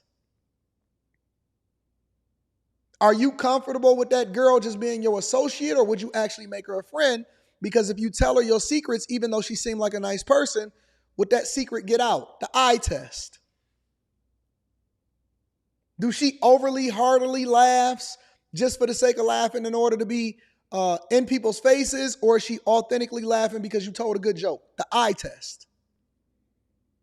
And let's set aside everything and let's just go based off of the eye test. You know why it's so difficult for you to like Kamala and you're forcing yourself?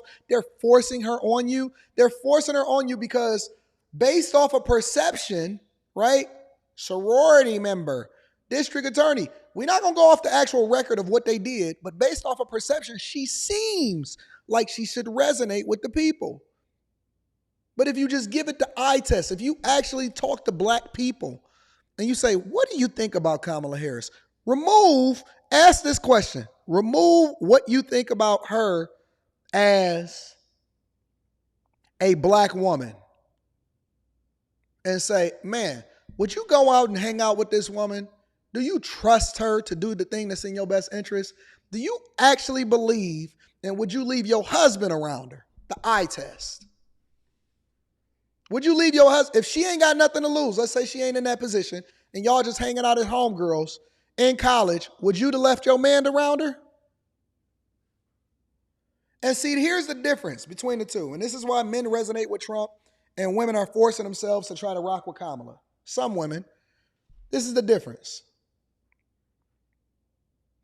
Men know that it's not about what you tell me. It's not about how you present yourself. It's whether or not we think you actually real. Because we can deal with somebody that got a difference of opinion than us, but what we can't deal with is not knowing whether or not you the snake in the grass. It's much easier to deal with somebody that may have a difference of opinion. We can agree on some things, we disagree on some things, but hey, I know you are who you are, and so in this capacity, I know you're going to execute on that. I may not necessarily care about whether or not you the greatest person at home, but I know that you're going to stay up late at night in order to get that work done, because when we got to deliver in front of a client tomorrow, your life might be in shambles. You might be partying. Dennis Rodman, I call it the Dennis Rodman effect.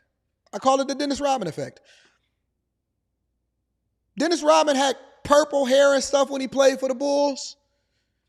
He was over there busting down Madonna and all of that. Nobody wanted to hang with Dennis Rodman when it came to going to the clubs and stuff. But they knew for a fact when he showed up on the court that he was going to get 27 rebounds and be a menace on the defensive end. He's going to deliver. We know who we dealing with. Dennis made no apologies. He gave no different perception of who he was. He was what he was, whether you agree with him or not. And when it came to the business of basketball, he made sure that he delivered. That's the difference. With Dennis, we can win. With Dennis, we can win. I don't know who this guy is over there. I'm not sure what he gonna do. He can dribble real good. He look good on paper, but he gonna snitch on you in the locker room. And that's the difference. It's the eye test. We don't give ourselves enough credit for being able to really recognize who real. The one thing we know about Trump, and the two things is for certain, and the thing that they try to use against him, is that he's absolutely positively exactly who he say he is, and he makes no bones about it. So you may not necessarily care about whether or not he busting down a chick over there, but whether or not he can actually negotiate what's in our best interest as Americans, and whether he can stand up to foreign leaders and make the best decisions from a policy perspective and get that bag, because we need to be able to feed our family. I don't really care if he's getting head over there. Y'all didn't care if Clinton was getting head, but the one thing that I don't trust is Kamala. I don't trust her. I don't trust her. I would not hang with her. There's no way in the world you would ever convince me. And I think that she is absolutely positively the very definition in the front woman of what we don't like when it comes to presenting yourself in a negative way, or whether or not you could. She is very much the type of person that would be in the back room saying, hey, listen, you want to be a part of the cool kids club?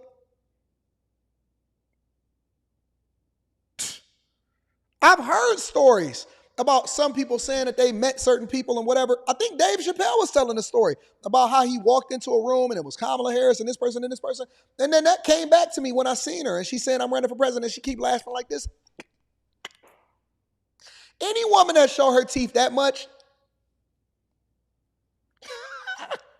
girl, you so crazy.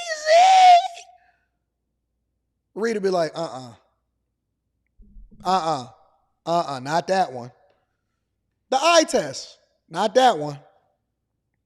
You would never want her to be your friend, ever. Not a close one, an associate, not a close one.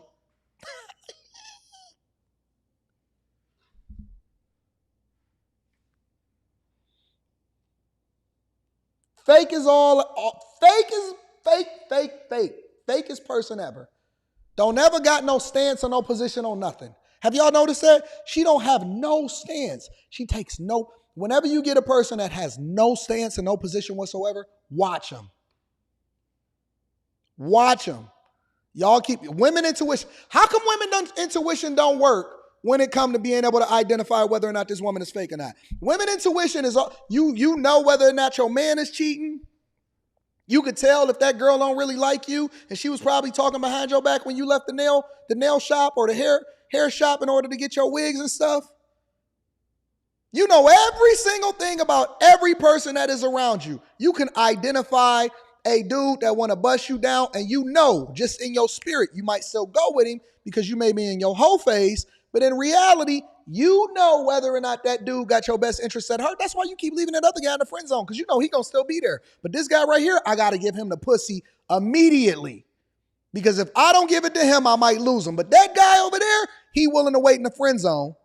And so I'm just going to keep him right here. He just going to stay right here comfortably. But this guy right here, I could finesse him. Your female intuition, you know if your kid fell out the bed and you on a whole nother flow. You already know. Female intuition work all the time except for when we need it the most. Except for when we need it the most. Female intuition work except for when we need it the most. That's a fact. How can y'all not see this? How are men able to identify it? We can tell when a woman is for the streets, but y'all can't see. You ignore everything around you in order to still roll with a woman that's not best for you. How is this a thing? How is this a thing?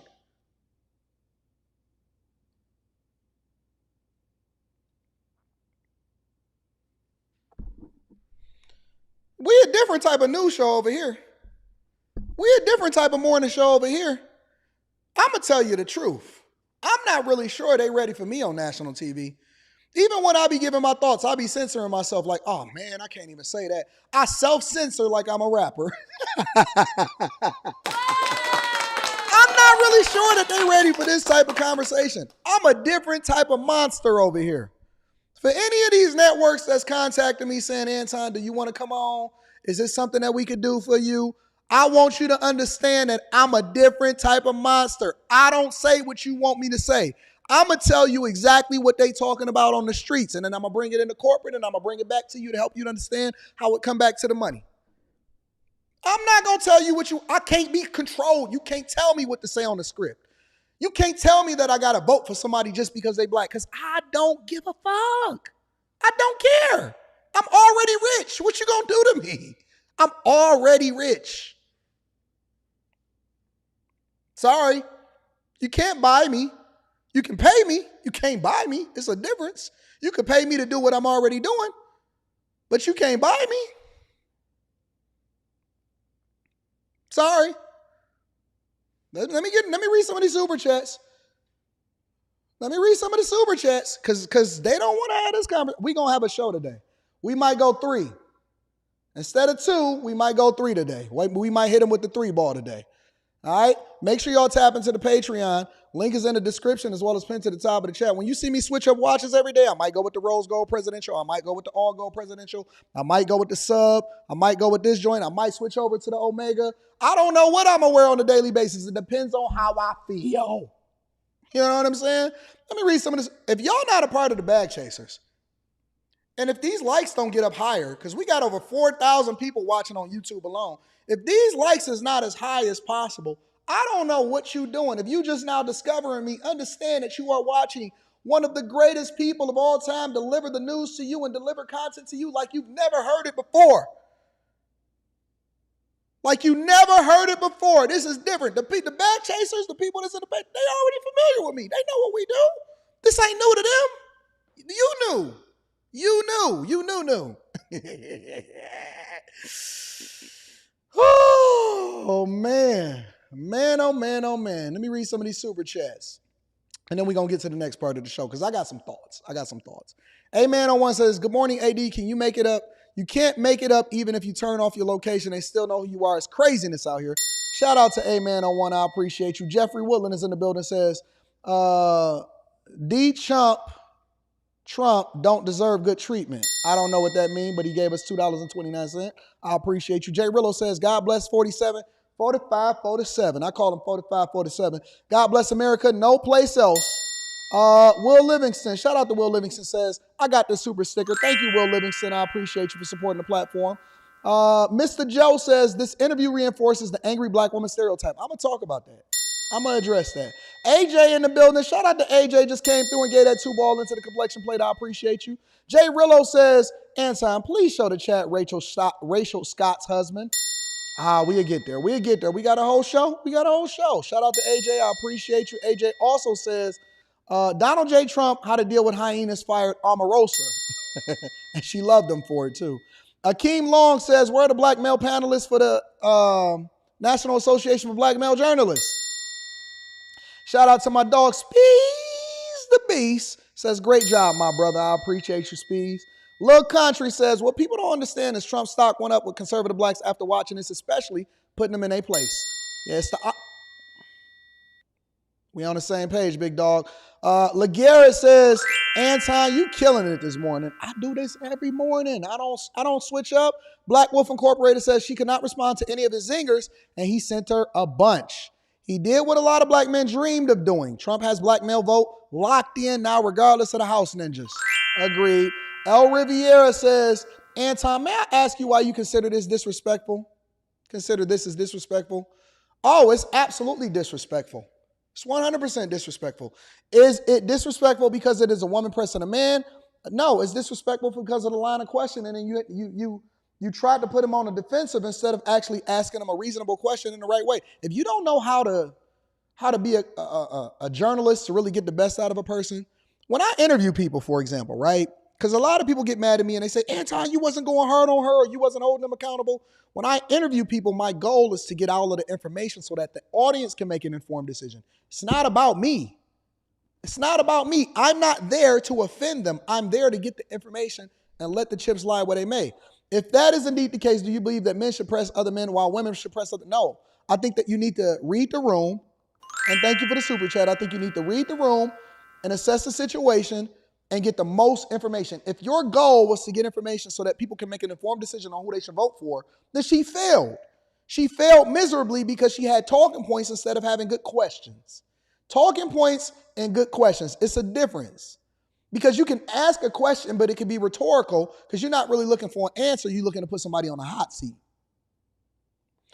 Germ Derm says, single baby mamalas for Kamala. Shout out to Germ Derm. I appreciate you. Ash is in the building. Ash says, AD, she picked the wrong dude. She is used to dealing with a matriarchal son husband, black man. She ran up on a real one.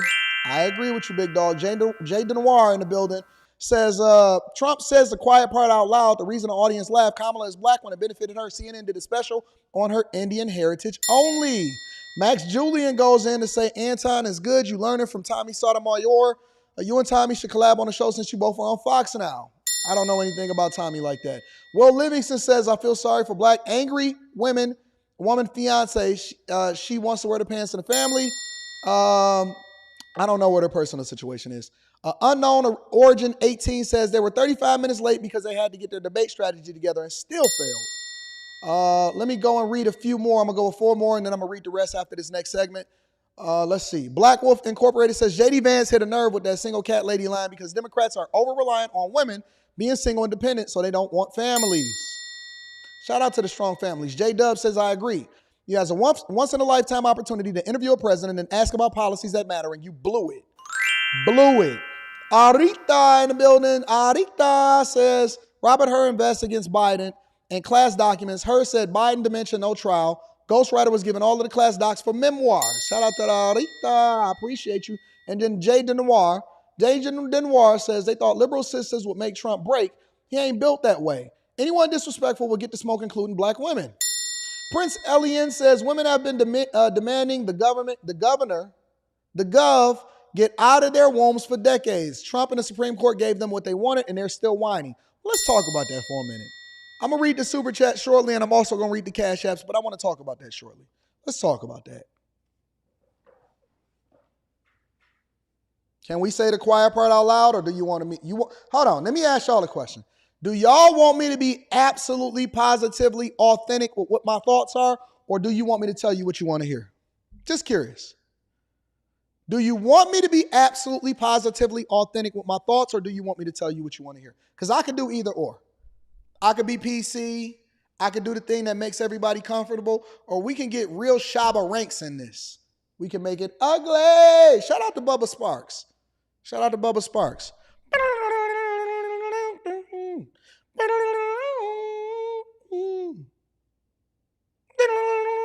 I'm about to listen to Bubba Sparks in a minute. Hey, all right, so listen, let's get to it. What Trump experienced is what men, especially black men, have been dealing with for a long time now. They don't know that they're going into hostile territory. They know that it may be a little bit uncomfortable, but they go anyway and they ignore everything around them and all of their intuition, and they go into hostile territory. And it's an experience. It's something that I think that every man should experience in his lifetime, because if you don't experience it, you can't grow from it. And what Trump truly encountered in its truest form on a national stage in front of all of the audience and social media was a woman challenging a man, and it wasn't conducive for what they were trying to do. It's not with the purpose to do something good or to then mine it out. That is the type of woman that already had her mind made up, and so her questions was geared towards trying to catch him up or be disrespectful. And this is what men every single day deal with. They deal with the level of disrespect that is unwarranted, unheralded, and 100% is inflicted on men on a regular basis. And we've become so desensitized to it that it's very difficult for us to see it until it's in its true form, like we just seen it right there. And so now the world is starting to wake up and they're saying, wait a minute. Let me put some stop up in it. How can a woman that is wearing a pantsuit sit up there with a president, a former president and the presidential nominee candidate to be president of the United States of America, and right out the gate, don't say hi, don't say thank you, don't say what up? It's the same thing that we experience when we even open up doors and they just walk in with a bad attitude. And they come in all shapes and sizes, and most times they even pretty, and they wear butterfly eyelashes, and they have good weave. They pay a lot of money for their weave. What did my dog Quentin call it? The middle part buzz down? They pay a lot of money for their middle part buzz down. And so what Trump experienced, in which it seems as though he was first surprised at the fact that somebody would be so disrespectful to somebody that has accomplished so much in their life, instead of giving accolades. Because even if you want to ask a difficult question, what I've learned is the first thing that you have to do is you got to compliment. Listen, I appreciate you from being here. You didn't have to come today, but you absolutely came here. And I also apologize about the problems and the issues that we had as far as the audio equipment. But I appreciate you. And I also recognize that you've done some great things for the black community. This is how you break people down in order to build them up. I'm going to teach you a masterclass, ladies, on how it is that you can learn how to communicate with men, because you can get anything out of them if you communicate the right way. And so first thing, you build up, and then you ask the uncomfortable question. Listen. I've seen that you did a lot of things in opportunity zones for black people. And I also recognize I'm an alma mater. My alma mater, I graduated from such and such, and we're very appreciative of what you've done for HBCUs, in which we've been advocating for this for a long time. Let me ask you a question. Considering that, and considering that you are intimately familiar with what we're dealing with in these communities, because it seems as though you've done more for black people as a presidential candidate directly than some of the people that we ask direct questions to, I think people have you misconstrued. This is how I would have asked the question, and he would have answered it differently. I'm going to rephrase her question. I think people have you misconstrued. You know, they say that you're racist. You know, they say that you did this. They say that you did that. I don't know if I even believe that. Could you speak on that, and could you clarify that for the people, for everybody that's watching right now? Because I don't think that anybody has a really true understanding of who you are.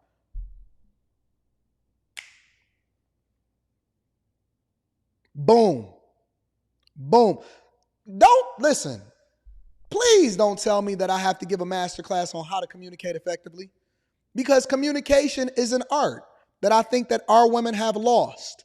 And this is why men are largely falling away, and why you start to see a gender war even when it comes to politics.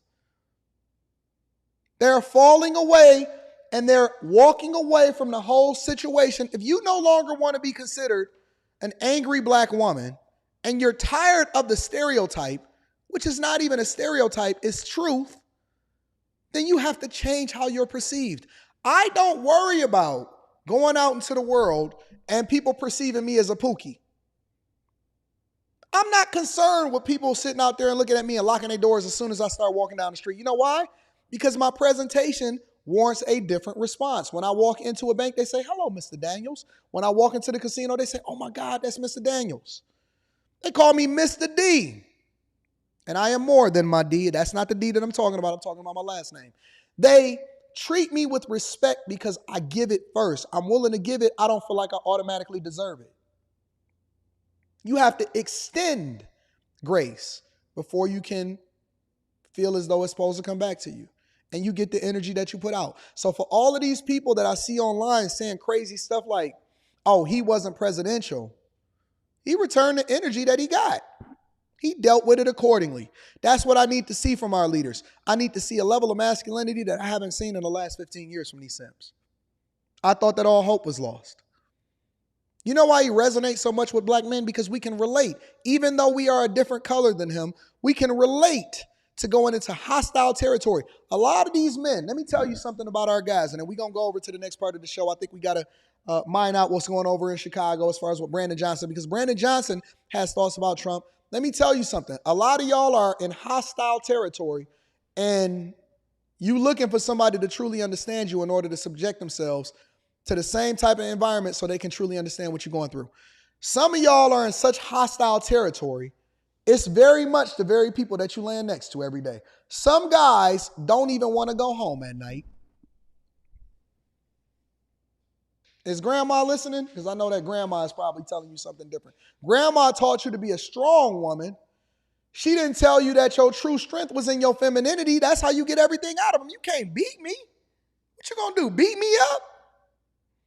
The way that you get the most out of me is by leaning into your true fashion, your true form, the thing that you're great at. It's your femininity.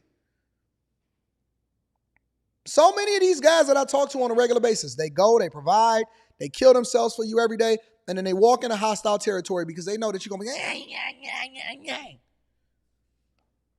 and they package it differently, like that woman in the blue suit when she was talking to Trump. They package it differently, but it's the same result. And so just because you wear a pantsuit and you ain't got a bonnet on, don't mean that you know how to communicate more effectively. I think that that woman in the blue suit is absolutely a disgrace. And I think that black women need to hold her accountable for the disrespect that she exhibited and that she displayed towards a former president and the president of the United States of America that's coming. The only thing that she said that I agreed with was her first statement. She said, President of the United States, because that's, she's foreshadowing. I think that our women, in the same way that men hold each other accountable and women say that men need to hold other men accountable, why don't we have women holding these women accountable for the level of disrespect that was levied towards our president? Oh, I'm sorry, not the president yet again. Towards 45, 47. I don't understand. Yes, you're right. You're right, Jennifer. He went into the Lions Den and he came out winning, a winner. He came out with the lion's head, the lion's mane. Why do we have to lower ourselves in order to try to accommodate your disrespect? What do you mean he wasn't being as presidential as he could have been? What is a president supposed to do? A president exerts power. A president walks around with authority. It's supposed to be a level of respect that's generated regardless, in general, just because you are who you are and you hold the position that you are. If you've ever been to any of these meetings, if you ever been to a city council meeting, you ever been to a mayor's meeting or whatever, they call them Madam President, Madam Councilman. They just extend respect to each other, or they expect respect to be extended when they asking for a contract or they asking for something in particular. And it doesn't mean that the person shouldn't earn your vote, but it does mean that you get the energy that you put back out to it. Why do we not extend that level of respect? Because I guarantee you this, and I'm going to end with this, and we're going to go over to the next thing. I guarantee you this, they wouldn't have did it to Kamala. I have not seen Kamala Harris walk into a hostile environment yet. I have not seen Kamala Harris sit down with somebody that has an opposition or an opposing view of her yet. I have not seen Kamala Harris take a hard question yet. Not one. Trump will go in the Lions Den. He go and talk to the black community, the white community. He don't care who it is. He gonna walk in with size 13 shoes and he gonna say, all right, say whatever you gotta say. And you gonna get the energy back that you put into it. He take hard questions all day, every day. For the last 7.5 years, 8 years, he's been taking hard questions. I have not seen Kamala Harris answer or even go into an environment where they don't already give you pre-planned questions that you have to ask her. I have not seen. I believe that every journalist, of course we know MSNBC and ABC and CNN, they're gonna play nice because they want Van Jones to be able to cry. I have not seen her sit down one time with somebody that may or may not agree with her, that ask her questions that would then speak to the things that the people really want to know. Nobody has asked her about the border. Not one person. Nobody has asked her about walking over there to Ghana and advocating for the alphabet community, and they don't even want that. Nobody has asked her the hard questions about why it is that she went through what she went through and why she lied about smoking trees to Tupac and Snoop Dogg. Nobody has asked Kamala the hard questions. Why do they treat Trump with such hostility? And he's actually been a president of the United States of America. And everybody keep playing softball with Kamala. If y'all really want to know the truth, then ask him the same questions. Keep that same energy. They finally did it with Biden during that last debate, and he looked like a fool. And that's why he's not in the race no more. The next person, the next journalist, don't look at it as an opportunity to just get ratings. Look at it as an opportunity to really ask the hard questions. I'm curious. The people want to know. We've been asking for the last 3.5 years. What the hell is y'all doing, and why was y'all letting people over on the border, and why did y'all sue Texas in order to prevent them from being able to defend their own borders? Why did y'all sue Texas? Why did y'all do y'all bipartisan deal that y'all keep saying that the Republicans was holding up? Why did y'all package it up with funding for Ukraine and Israel and Taiwan?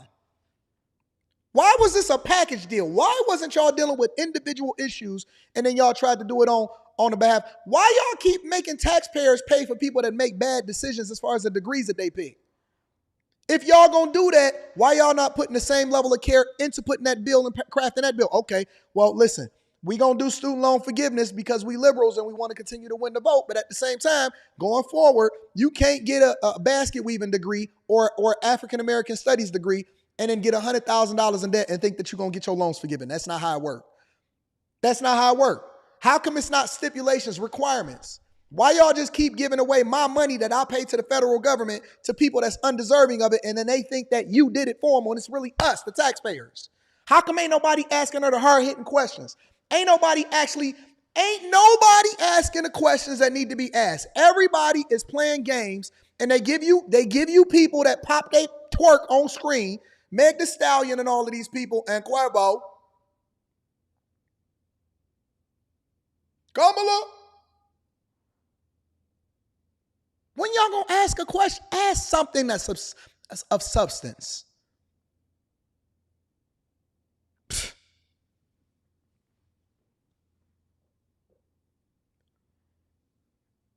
You may not like the way I say it, but don't tell me that I'm wrong. You may not like the way that I said it. You may not like the package. You may not like the watch. Anton is too flashy, but you can't say that I ain't rich.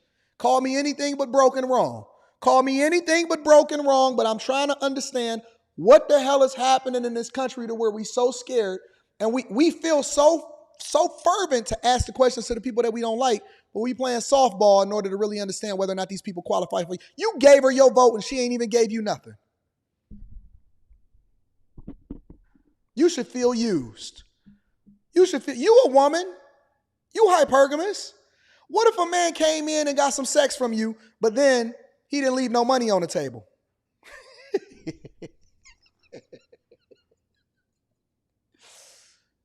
Men everywhere is disgusted at the fact that they keep on paying for these high dinners and these women has got them programmed in their phone for food. This is the same thing. This is the same thing. Our interactions with each other is transactional. She gave you nothing. Your vote costs nothing. Your vote costs nothing. They already got it. They don't even have to ask you for it. And I'm disappointed. Let me just say this last thing and we're going to get to it. I'm disappointed.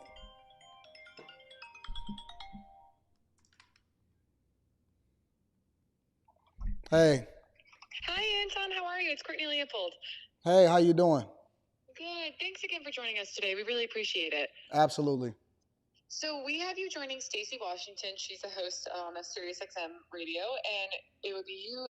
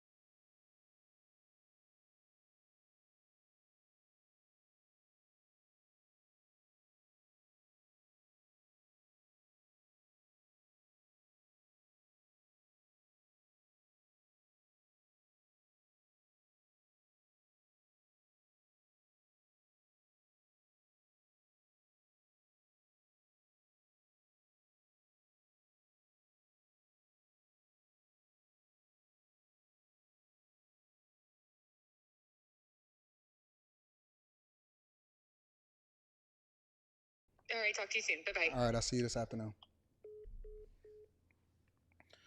All right, so you guys will be able to watch me on TV this afternoon. I don't need y'all knowing what my conversations are. Let me read some of these super chats, and we'll go from there. Miss Crow T. Shetty in the building. Shout out to Miss Crow T. Shetty for the super sticker. I appreciate you, Miss Crow T. Shetty. Steven Slayer 1 in the building says they can say Trump can't handle Kamala, an Indian Asian American, but he just destroyed 3 black journalists, aka they said I don't think he destroyed the other woman. I think that she was a really good person. The one that was all the way on the left with the pink, or on the right with the pink. JG is in the building, says Trump is rough looking fat. Trump is a rough looking $5 bill, still can't be spent, and it has value. Cam is a perfect $3 bill. You never seen it before. You'll never see it again, and you can buy nothing with it. Shout out to JG. I appreciate you. Mr. Joe says she asked questions from Shade Room Talking Points. Facts. Plato. Shout out to Plato, says they shared Kamala Harris' birth certificate. It says Caucasian. Please post it. Chris J in the building says no such thing as woman's intuition. What up, Miss KP says women on my socials hate me because I'm Trump 2024. Ooh, you know you catching it. I know you catching it. Shout out to C. Dunny in the building. I don't think I've ever seen you super chat. Let me give a round of applause for C. Dunny.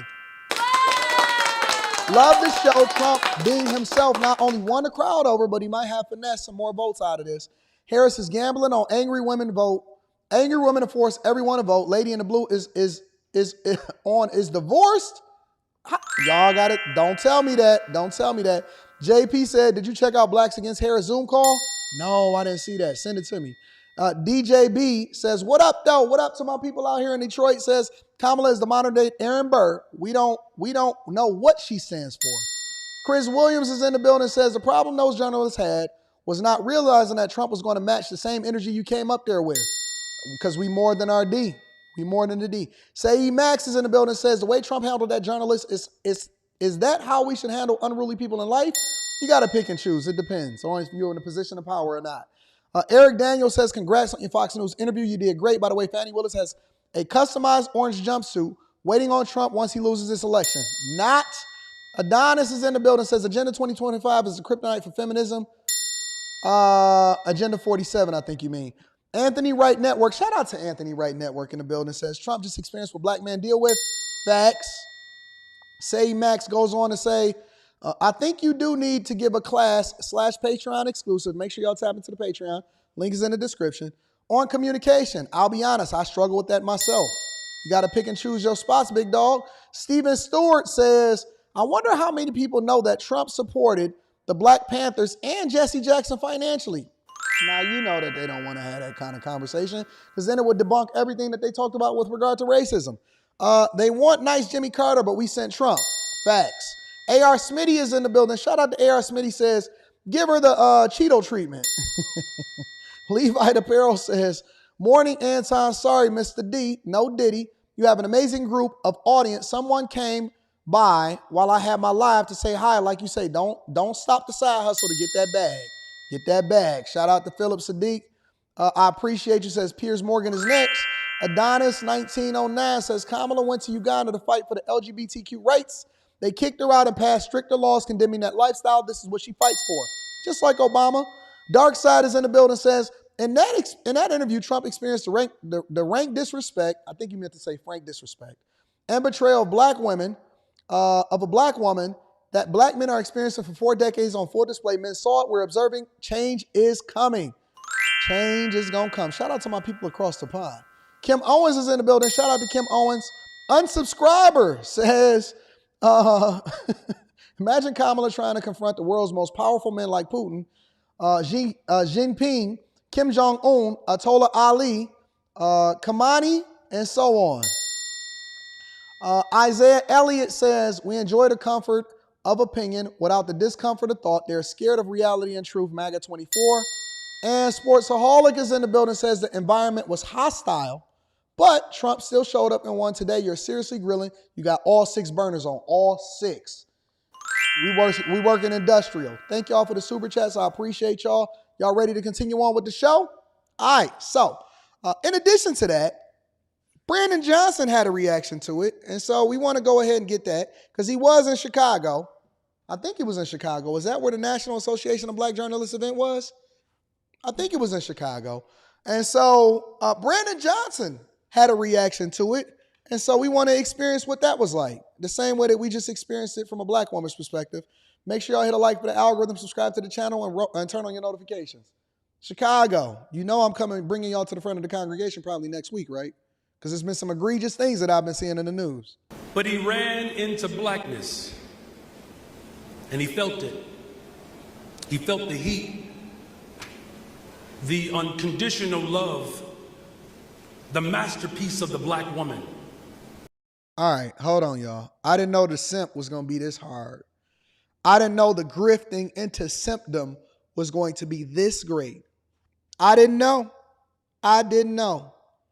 Listen, we can hold Brandon Johnson accountable for a lot of things. We can hold him accountable for his hair. We can hold him accountable for the migrant crisis being a sanctuary city in Chicago. We can hold him accountable for removing ShotSpotter, and the suburbs is actually implementing ShotSpotter while he's cutting it from the budget. We can hold him accountable for sending to the tune of over $500 million a year over into unsaid companies in order to accommodate the migrant crisis. But one thing is for sure and 2 things is for certain is that he's never changed his position on simping. He has never changed his position on leaning into his blackness and unmitigated support for blackness with the black woman, queen of the earth, mother of the universe. So no accountability on the woman, for being disrespectful, for being absolutely egregious in her response and how it is that she's going back and forth with this man at all. No accountability whatsoever. The only thing that is because you ran into the blackness. You ran into blackness.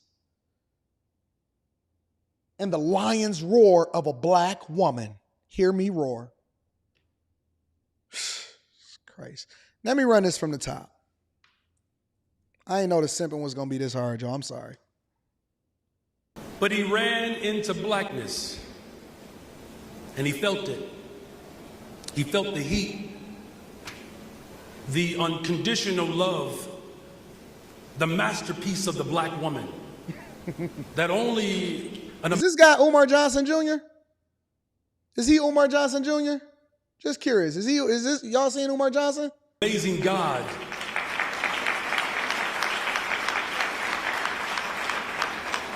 can take an Indian and a Jamaican and create somebody in his image, a black woman. Jesus Christ. I can't take it. Oh, please, black woman, could you please like me? He could, what a God. What a God. What a God. What a God that could take an Indian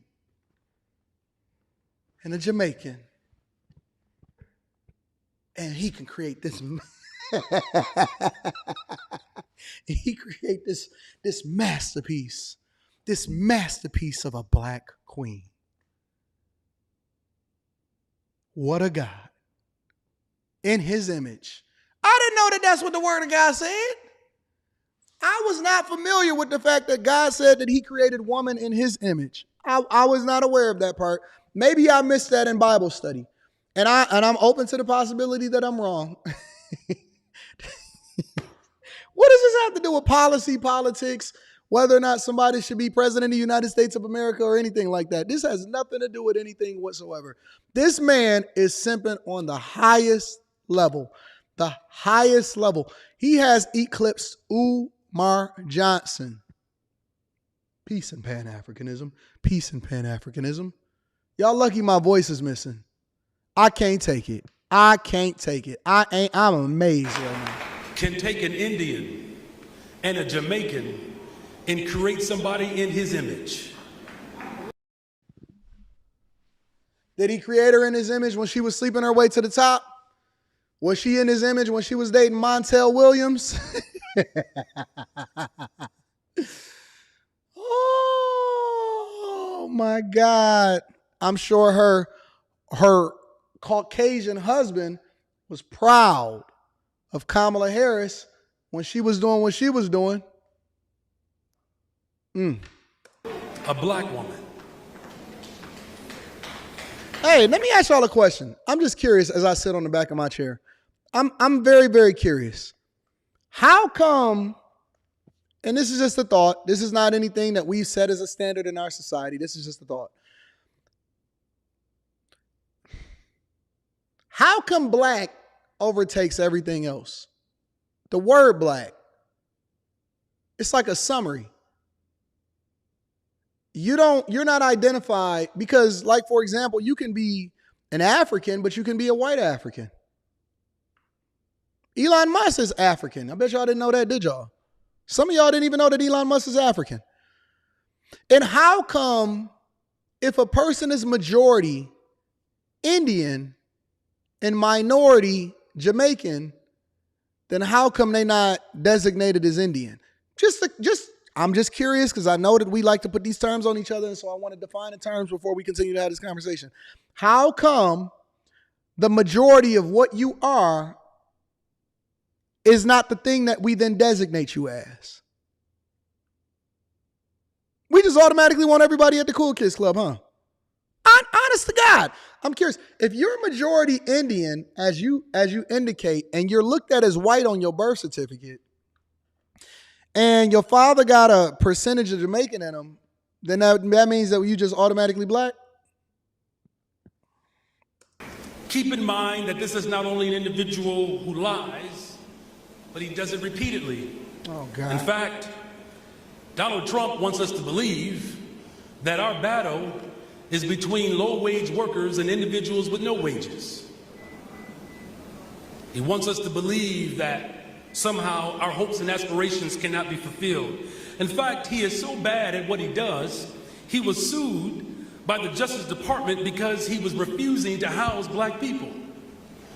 But then came along a black woman by the name of Kamala Harris, who took on banks and corporations during the housing crisis and settled billions of dollars to ensure that homeowners get to experience the true, full expression of the American dream. This is someone, Kamala Harris, who for the first time in the history of America has been charged with gun violence reduction through the office of the White House, versus someone who believes that our pain and our suffering and violence should have immunity, particularly when it's done against black people. I'm talking about the difference between a black woman and someone who sits in the office of lies. Be very clear that this room is filled with the hopes and aspirations and dreams of those who can only wish for this day. You have a special responsibility and an obligation to tell the story of those who couldn't tell it. Well, what I'm convinced of in this moment. Ain't this the same thing that they gave y'all when they gave y'all Obama? Is this not the same thing that they gave y'all when they gave y'all Obama? They told y'all that you're making history. You're making history. This is going to change the world. This is the thing that's going to absolutely blow the lid off of this thing for you guys. They didn't tell you that you was actually going to be more prosperous. They didn't tell you was going to have more jobs. They didn't tell you that they was going to close off the border. They didn't tell you that they was going to reduce inflation. They just said, listen, we're going to make history by electing a black woman. That's my T. We're going to make history by electing a black woman. That's Indian. That's majority Indian. Black woman. That as the city of Chicago and the rest of the world looks for moral clarity, it is possible that darkness and hope lives in the same political realm, but it is the hope and aspirations of black journalists that get to tell the story of a young black girl who wishes and dreams to be an artist one day. You get to tell the hopes and the aspirations of a black boy who wished to run his own business one day. The power that you all have, you literally have the power to write our liberation into existence. You have that power. The power to make sure that racism is not the prevailing form of governance, but that hope and aspiration becomes the reality of people across America. And so whether it's This dude really think he Martin Luther King Jr., bro. He honestly think he cooking. The stories of lynching, telling the story of our degradation, but making sure that the stories that the mainstream media did not deem as important, you get to tell the world just how important public education is to black people in the rest of the world. You get to tell the story that only through the lens of black liberation, where you can call out terrorist attacks, but you can also call an end to bombing of people in Palestine to ensure that ceasefire as well as I'm going to just be honest with y'all. I'm going to be absolutely honest, and I'm going to be real with y'all. When it comes to Mayor Mohawk over here in Chicago, Mayor Mohawk over in Chicago got his hands full. 1,000%. Chicago has been in shambles for years. Chicago has been in shambles for years. The last thing that Chicago need to be worried about is whether or not the person that they get in office is black or if they a woman. Haven't y'all learned? Remember, hold on. Remember when Chicago, I'm going to remind y'all, I'm going to jog y'all memory because I got the memory of an elephant and I've been doing this for a long time. Remember when Chicago made history by electing the first black woman, the black gay woman, into office? Oh, y'all forgot about that part. Literally one of the worst mayors in Chicago's history. Remember when y'all had it? for all of my Chicagoans and all of my Illinoisans or whatever it is that y'all call yourselves, do you remember when y'all had a chance to make history with Lori Lightfoot? I call her Beetlejuice, because if you say her name 3 times, she'll appear in Dalton. Do you remember when y'all had a chance to make history in Chicago by electing people based off of their gender, their sexual orientation, and whether or not they were black? Y'all went with three pieces of criteria when y'all elected a woman in the office in diversity, equity, and inclusion. And she gave you hell. She gave y'all so much hell that where y'all got her the hell up out of there in her one term. She was a one-term mayor. I don't even think I remember the last time that Chicago was a one-term mayor. Hey, remember when y'all made history by electing Tiffany Hingard over there in Illinois, let me correct it, Illinois, as the first black woman, because I'm 25 to 0. I'm 25 to 0. The first black woman mayor of Dalton, and I'm a supervisor of Thornton Township, and they don't like me because I'm black. Cook County got an 86% increase for some of these people property tax bills. That's a fact. Cook County, everybody was flooding the assessor's office. If you go and you look at all of the different community meetings that Brandon Johnson is having, black people are disgusted with his ability to be mayor of Chicago. And the fact that he's putting more money into migrants than he is into your communities. Chicago don't even own their own streets. Did y'all know that? That's a fact. Chicago don't even own its own streets. Chicago is a Democratic hellhole. The taxes is high. The Miracle Mile is experiencing almost a 33%, 34% vacancy rate. Businesses are leaving at a historic clip. This is a fact. This is not my opinion. This is a fact. Migrants have been stabbing each other in downtown Chicago. They are short 2,000 police officers. They're cutting the budget in order to put more money into the migrant crisis. They begging Biden to send them a check before he get out of office so that they can cover their bills, and they run it at a historic deficit. Now, you tell me, because I only speak facts. I speak Facanese.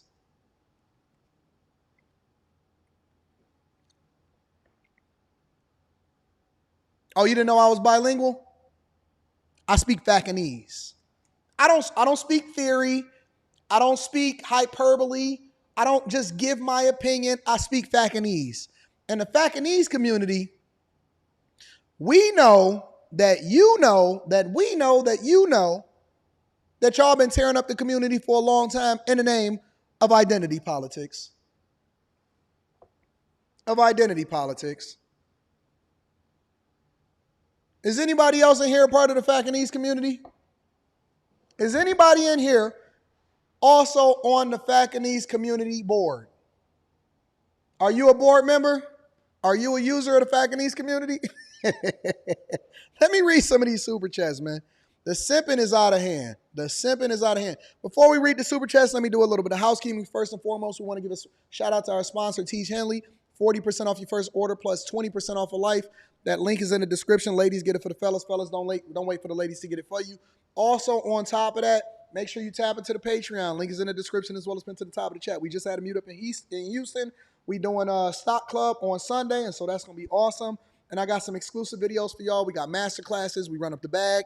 And then rock out with a group of people that's going in the direction that you're going in. Also, once you join the Patreon, I would invite you guys to join the Discord. The link to the Discord is in the description of any of the most recent videos inside of the Patreon. It is a phenomenal group.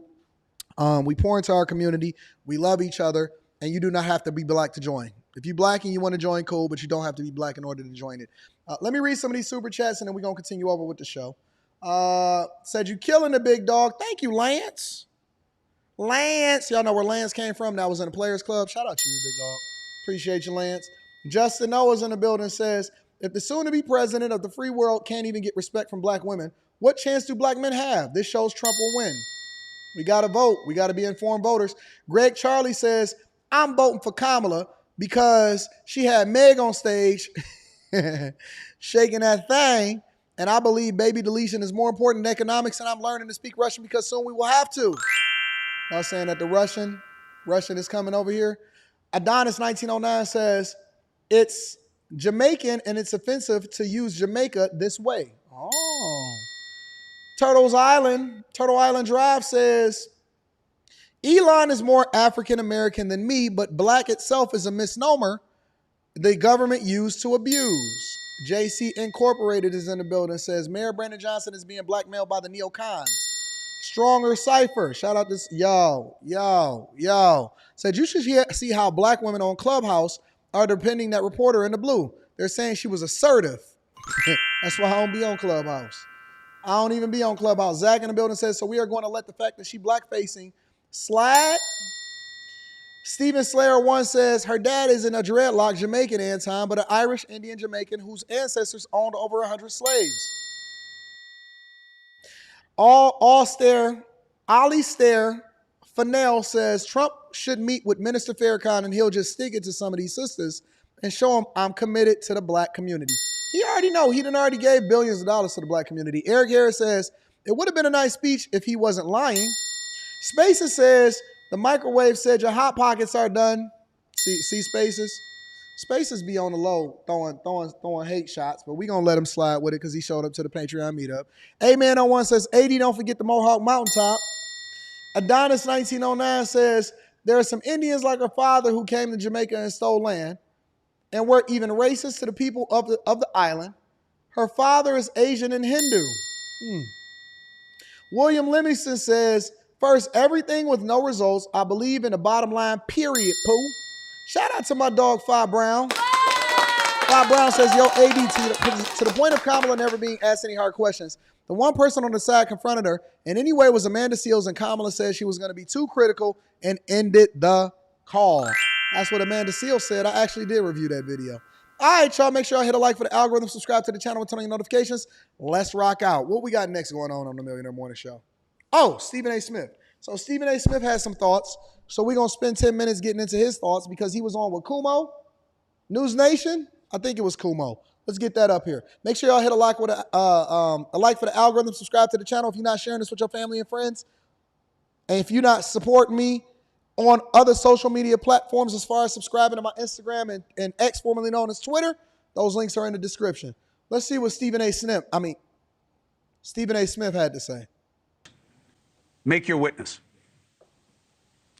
I wasn't surprised. It was disappointing, but nevertheless, far from surprised and very, very predictable. Anytime he gets former President Trump gets a tough question, it's nasty. What I caution the black community to take heed to is when we sit up there and we utilize that as a form to bring up his racist tendencies or what have you. You got to be careful about that because he did the same thing to Caitlin Collins, who doesn't have.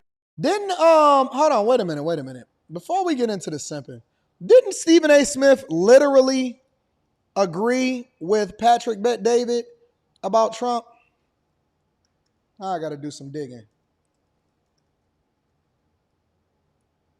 Wasn't he just on Trump's? I don't know. Let me see. Patrick Bet-David, Biden versus Trump. That was 2 weeks ago. Let me see if I can get something up here. Maybe that can help. Man, I might be wrong. But I almost remember Stephen A. Smith agreeing with Patrick Bet-David that Trump was the best candidate when he was running for Biden. How's life these days for you? Let me just do over the last couple performance the MVP or the face of the league has had in a final. Romney had the lead in second debate. Third debate, he got all soft. He says because he knows what he said.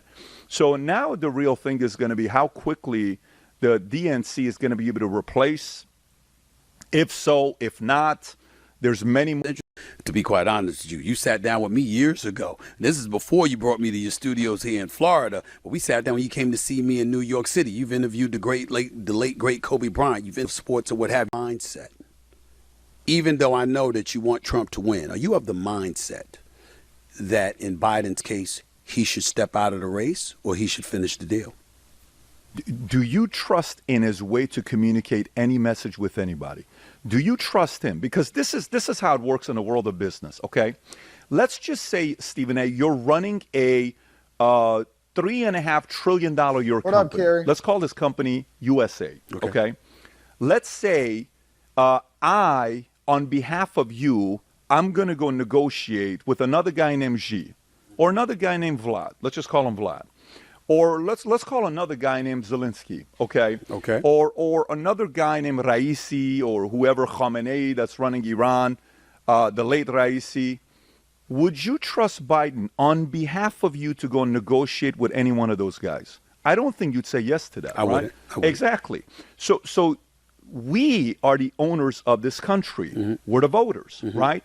We are voting for somebody on behalf of us to go negotiate in a favorable term for us. It's very simple. You have to negotiate favorable terms on the $200 billion we gave to Zelensky. You have to negotiate in favorable terms put the fear in, Putin to not do what he's doing to, Ukraine. You have to put the fear in G. So to me, it starts that simple. It's not even about me and Trump are not friends. I've never broke bread with him to have like a conversation. You probably had more interactions with him one-on-one than I've had with him. I've met him at a UFC fight. Dana made the introduction. I've been to Mar-a-Lago a couple times. I've met his son. I've met him. I've met Don a couple times. I've never seen him since 2014. That's the financial advice he gave me. That's the last time we saw each other. When we were at a game, at the Knicks game, and he introduced me to Bill O'Reilly at that particular moment in time. And I was the person he called in 2014 when he was trying to purchase the Buffalo Bills. And he said to me on the phone, he said, Stephen A., I want to get the Bills. He said, but I got a feeling these folks are going to get in my way. And his exact words to me, and I've said this publicly, so I'll echo it to you. He said, if them fuckers get in my way, I'm going to get them back. I'm going to run for president. That's exactly what he said. He said this to you. He said this to me in 2014. Wow. He said it to me in 2014. He's trying to get the Bills. The price for it was $1.4 billion. Yeah. He wasn't able to get it, and there you have it. Yeah. So think about, by the way, I spoke to him and I said, I'd love to see you on Stephen A. It's one of the first things I told him. I said, I'd love to see you on Stephen A. I think that would be a entertaining interview if you interview Trump. I wouldn't run from it. I'd gladly interview him. I know you would. And I think it'd be very entertaining for everybody to watch. And if they're watching it right now, they ought to consider it, especially if they did Logan Paul. It'd be a very different kind of an audience to speak to because a big part of the audience listens to you. So for me, I just did 3 interviews today. Today's, whatever the day is, day after 4th of July, we're sitting here. You're working a day after 4th of July. Most of America right now is like, no, it's my 4-day weekend, all this stuff, right? We're grinding, we're working. I asked one of the guys, I said, hey, you're interviewing today. He says, yes. So you sure you want to work for a company that's working on 5th of July, day after 4th of July? He says, I asked the question myself, right? Do you think President Biden is working on the 5th of July? Do you think he's working 6 days a week the way Trump would do? Do you think he would pick up the calls? Do you think he would pick up the calls more than a Newsom? Do you think he would pick up the calls more than any of the other candidates? So the fact that they have him over a Trump as a candidate, I trust Trump in the locker room to sit down and talk to these guys with G.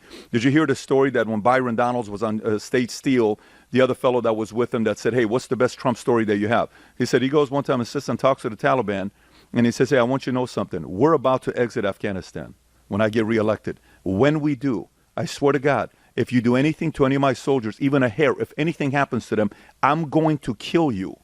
I'm telling you this respectfully. I don't want to have problems with you. Trump gets up, takes out a sheet of paper out of his pocket, hands it to the man with a picture of his house and his family, and walks out. Wow. See, I want Byron Donald told that story. Byron Donald's associate next to him on Sage Steele's, I'll give you the link afterwards, told the story. And guess what? Do you believe that kind of a story? I do. So do I do believe he would say something like Let me go back over to Stephen A. Smith real quick. Happened to be black from CNN. He called her nasty. He said her questions were nasty when she challenged him. He's done that on many, many occasions. It doesn't matter whether you're white, black, or Asian American or whomever. If he's averse to the kind of questions that you're asking him and he feels a bit too challenged and not received in a proper manner, as you articulated earlier, he's going to accuse you of being rude. He's going to accuse you of being nasty and what have you. And the only reason I bring up that point about us as black Americans being careful about stuff like like that is because the minute we go out there and say, look at how he spoke to the black journalist, you're going to have supporters showing up and showing how he spoke to a white male, a white female, an Asian American, a Latino or a 100%. Latina, et cetera, to point out those things. And then that dilutes the case against him in that regard. Let's just call it what it is. It's immature. It's unpresidential. It's divisive. It's the kind of thing, it's the kind of reasons a lot of us don't want him to be the next president of the United States, because we know we're in desperate need of this country galvanizing and coming together, and he doesn't seem to be a galvanizing force. So it's amazing to me how these simps, the older simps, especially the older simps, the boomers, the Xers, how we can just completely overlook disrespect. Honestly, in my honest to God opinion, I think that Trump is the most disrespected president of the United States in history.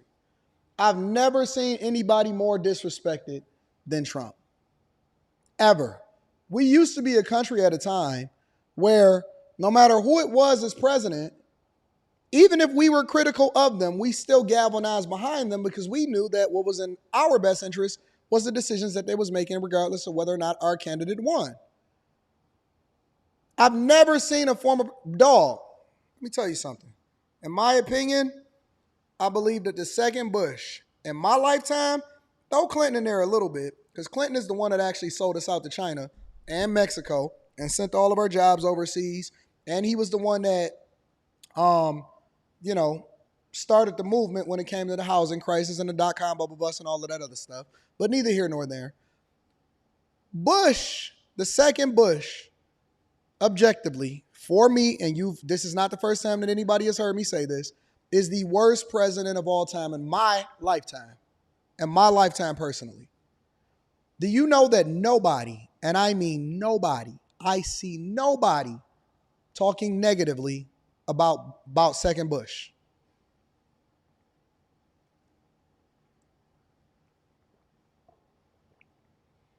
I see nobody. Shout out to This Might Be Risky. I'm going to read that super chat shortly.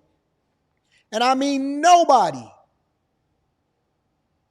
We question everything. I seen people questioning 9/11. I seen people questioning the towers falling. I seen people questioning and putting question marks around. I mean, he literally ran the economy into the ground, admittedly, which basically tells you that all Republican ain't good Republican. All conservative ain't good conservative. Everybody that just say that they red versus they blue is not kinfolk. All skinfolk ain't kinfolk. Just because his daddy did it don't mean that he was able to do it. And he gets zero. As a matter of fact, they respect him. They love him. He went back to Texas. He chilling. He having a good time. All of that. But Trump, and this is why I don't think he should have did anything for the black community. And then you would love him. What I've learned about the community is that the less you do for them, the more that they will adore you. The black community is almost like a scorned woman. It's like a scorned woman. Unless you talk to them negatively, they don't even feel like you love them. It's the reverse.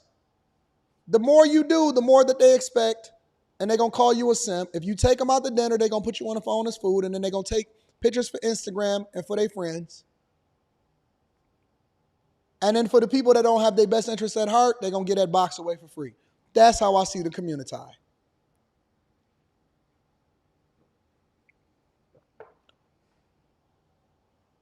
Why should he have created the opportunity zones? Specifically for black people. You don't have a president in history that is ever intentionally, outside of Abraham Lincoln, and I'm just talking about in my lifetime, you don't have a president in history that has ever specifically done anything for black people intentionally. Not one, including Biden and his administration. Not one thing for the black community at all, except for give you death, destruction, defunded your police, gentrified your neighborhoods, devalued your property while raising your property taxes, and driving you out of cities and communities that they didn't feel like you were supposed to be in the first place. The very idea of the party was built upon racist policy. It was the party that enslaved you and wanted to keep you enslaved. Y'all always say that y'all want to tear down the foundation of the thing that's bad for you. When I seen y'all walking around with these fake Black Lives Matter shirts on, I remember y'all was over there pushing over statues of people that y'all thought was racist. And why you not toppling over the Democratic Party?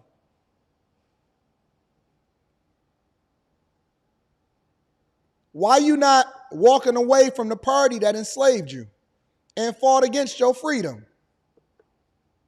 Anton, let me be quiet.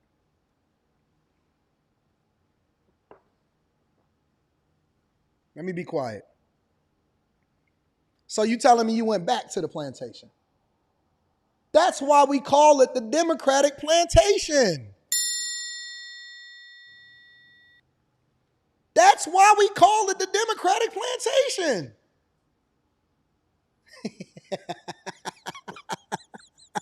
Let me play some more Stephen A. Simps. So, Stephen A., what is the play in your mind to question whether or not Harris is black? Does he think he was going to separate her from the black community and give himself a fair chance? Is he really just dog whistling or signaling to his MAGA folk that this biracial thing is just more of this crazy lefty stuff where now people are two things? What was his play? I think it was the latter. I think it was dog whistling. Make no mistake about it, because he wants to cater to his base. He knows they're not going anywhere, but he wants to show them that he's still that guy they voted for in 2016 and they voted for in 2020 that was in the lead in 6 of the 7 polls before Biden decided to step aside. He wants to make sure that he's showing them in the presence of others he's not going to deviate from who they know him to be. He's going to be somebody that can be insulting, petulant, immature, and with a penchant, if not a proclivity, flat-out proclivity of getting in his own way. And this is one of those situations. You go to the National Association for Black Journalism Conference, which is where I'll be tomorrow, and my show First Take on ESPN will be there Friday. Racist in itself. It's reverse racism, because one thing, white people, if nobody else can do it but you can do it, then it shouldn't be done.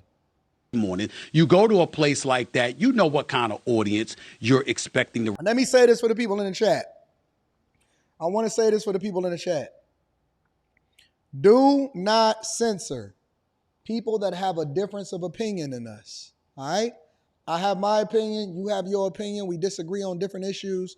I do not want to live in an echo chamber. So for my moderators, if they are not being crazily disrespectful, if they not being disrespectful, stop timing people out. If somebody has a difference of opinion than me, if somebody stands on something different than me, if they are 100% liberal and they have a difference of opinion than me, let them rock. If they have a difference of opinion than us, or than you, or than me, and they say, Anton, you crazy, you should never vote for Donald Trump, and Kamala should be the president of the United States of America, and everybody in the chat is crazy, let them rock. We do not censor people over here. The only thing that we do not tolerate is crazy disrespect. Do not censor anybody that has a difference of opinion than us. That is not what we do over here on the Millionaire Morning Show. All right? Sometimes I gotta say that. Sometimes I gotta illustrate that. I'm giving you my thoughts. I'm giving you my opinion. I'm breaking down different things that's happening in popular culture. But I do not tolerate people censoring other people just because they have a different thought. This is not an echo chamber.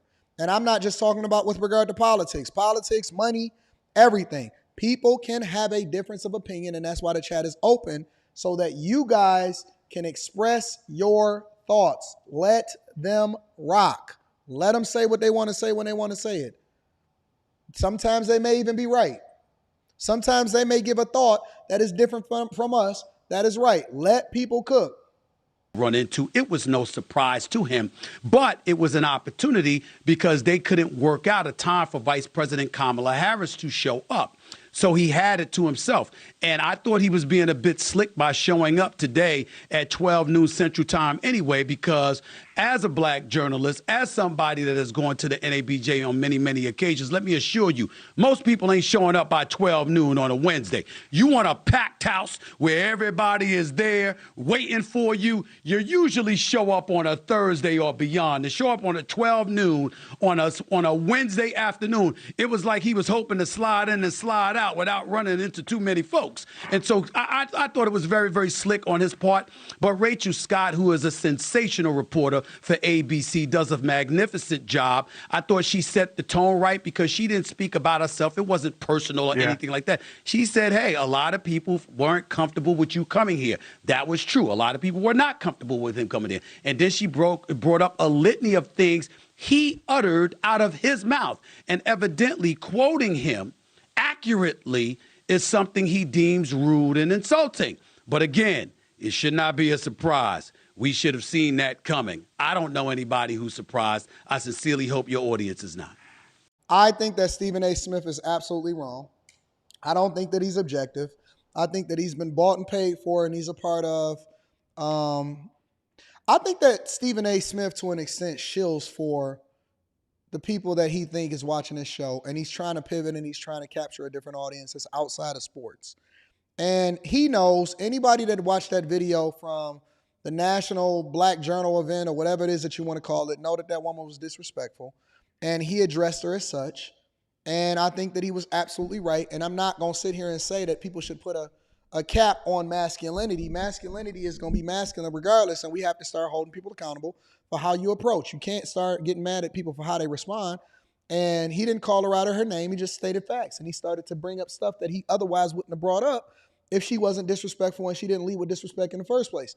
And that's when he started saying, listen, we would have an hour if y'all wasn't late because I only had an hour to spare. And not only that, I showed up when my opponents didn't. And y'all bent the rules and y'all equipment is messed up. And you was disrespectful and you approached me and you didn't even say hi, hello, or anything like that. And you started this interview off with hostility. And so this is exactly how it is that I'm going to deal with you. Nobody threatened her life. Nobody said that he was going to do anything to her or anything like that. He just told her exactly what was happening, and it was the truth. And people hate the truth. They 100% hate truth. They hate truth. Maybe that's why the name of his platform is Truth Social. Black Mac says, remember black women was credited with getting Biden in office 4 years ago? And they don't want to take responsibility for it. They don't want to take responsibility for it. C. Dunny is in the building, says, Brandon Sim Johnson sounds like a used car dealer. The talk is good, but straight selling bullshit. Shout out to you. I appreciate you, C. Dunny. Five Brown is in the building, says, AD, can you cover that week interview she did with Steve Harvey? He got mad at the crowd for asking harder questions, and he said, y'all need to stop this foolishness asking what y'all gonna do for blacks. Send it to me. I'm not familiar with it. Send it to me. Stephen Stewart says, Stephen A. be like, we sick, boss. Shout out to This Might Be Risky. I appreciate you, big dog. Y'all have not watched the interview. I don't know if the interview is out for the public, but shout out to This Might Be Risky for popping up and showing out. I did an interview on this platform the other day. I thought that it was a great interview. And I thought that it absolutely created a space to where us to have uncomfortable conversations about some of the things. And he asked some good questions. Shout out to my dog, This Might Be Risky. Fantasy Island says Trump is literally the most disgraced president ever. His crimes alone make him the worst president of our lifetime. What's his crimes? Because I can tell you about some crimes that these other presidents did that we really don't want to talk about. That might get me canceled. Let me be quiet. What is his crimes? Being accused of running into a woman that he never seen before in his life? Allegedly busting down a chick that was for OnlyFans? What's his crime? I thought that you supported OnlyFans. Fantasy? I thought that you liked that platform. I thought that you support women being able to be out here and busting it down for a real one. Shout out to 187 says, Anti, you remember Dixie Chicks on Bush? Yeah, they canceled the hell out of them too. They canceled them. Scooby Don says, nah, AD, the army soldier called out Bush at the meeting or convention. He called him a liar, and that he sent him to war knowingly knowing it was a lie. Yeah, but I'm talking about in mass. In mass, people even today are very quiet, and they ain't quiet about Clinton. I agree about Bush. Bush and Cheney want Trump dead. I don't know about that. We got to be careful with our language. Prince Elian says Bush too played his part in the Bush Clinton Obama dynasty. Bush and Obama families are related, and the Clintons are in bed with them. Trump was the anomaly that interrupted the political monarchy. Yeah, that's why he said he wanted to drain the swamp. Federico, shout out to Federico, says after 400 years, sounds like a choice to me. Maybe Kanye was right. Marriage, Politics, and Sports is in the building, says I'm a boomer and I've been calling for a black men divestment from the Dems for more than a year or not. Shout out to you. I appreciate y'all. Make sure y'all hit a like for the algorithm. Subscribe to the channel with turn on your notifications.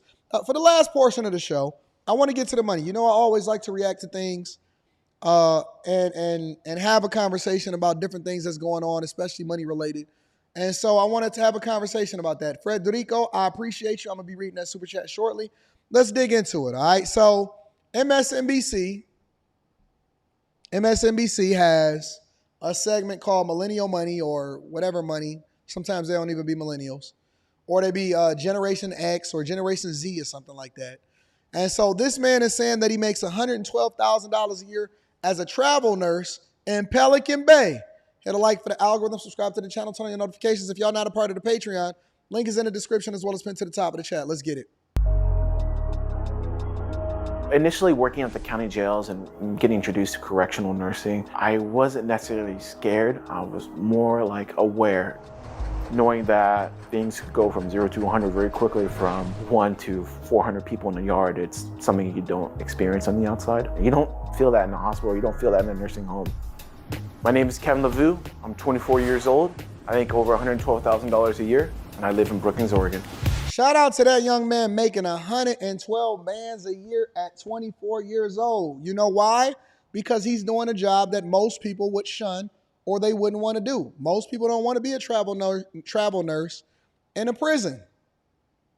Most people don't. Shout out to you. I appreciate you for the super chat. Most people don't want to be a travel nurse in a prison.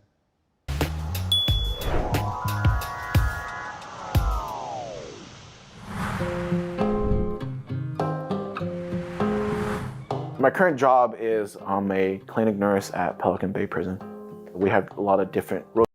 That's what Alonzo on training day was saying that he was going to send people to. That's what Alonzo on training day said he was going to send people to. Pelican Bay. Rotating posts. So it could be medication pass. It could be I'm sitting on a 1-to-1 for a suicide watch. It could be I'm working the clinic. It's whatever Pelican Bay needs me to do. Y'all think that he underpaid? Y'all think that $112,000 a year at 24 years old working in the prison is underpaid? Because y'all also have to remember, and I know this because not only did I coach, but I hosted a panel where I had 3 male travel nurses telling y'all exactly what was going on inside of the Patreon. What do you say, 112? Yeah, $112,000, right? Do y'all think that that is too low of pay? And y'all also got to remember that they get a stipend, right? So because he's a travel nurse, they get extra benefits as far as a stipend for housing and all of this stuff. So their costs are largely accommodated for because when they go into these places, they get extra perks and benefits that come along with it. Y'all think that that's too low? Wow. Where have our standards gone? He's only 24. Most 24-year-olds is usually in debt and they don't even know what they want to do with their life. He getting to the bag. I thought he was getting to the bag. I thought that $112,000 a year was awesome. Wow. I thought that he was doing awesome. I want to see how he manages budget, so let me go through this.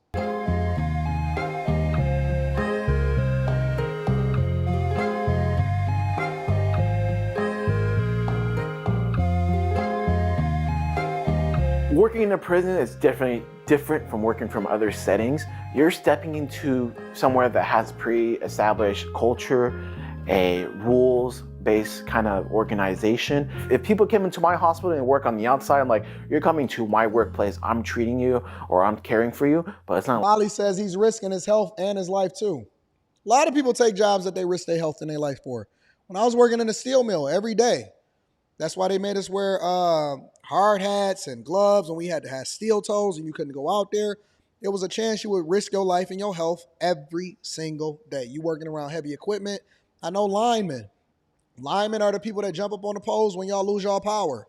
They make a ton of money but they put their life and their health on the line every day. I know some union construction members that make a bag. I know people that work in oil, right, on oil rigs, and they make a whole lot of money and they get a lot of vacations. It's a job that men do. Men just put their lives on the line.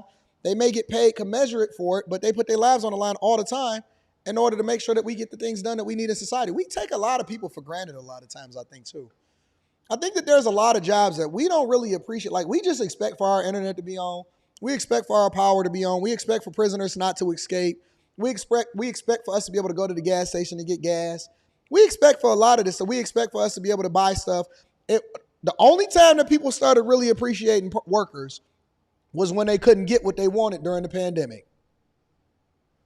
That's the only time that they started appreciating people. When you couldn't get what you wanted in the pandemic. Like that in prison. You're coming to their home when I just work there.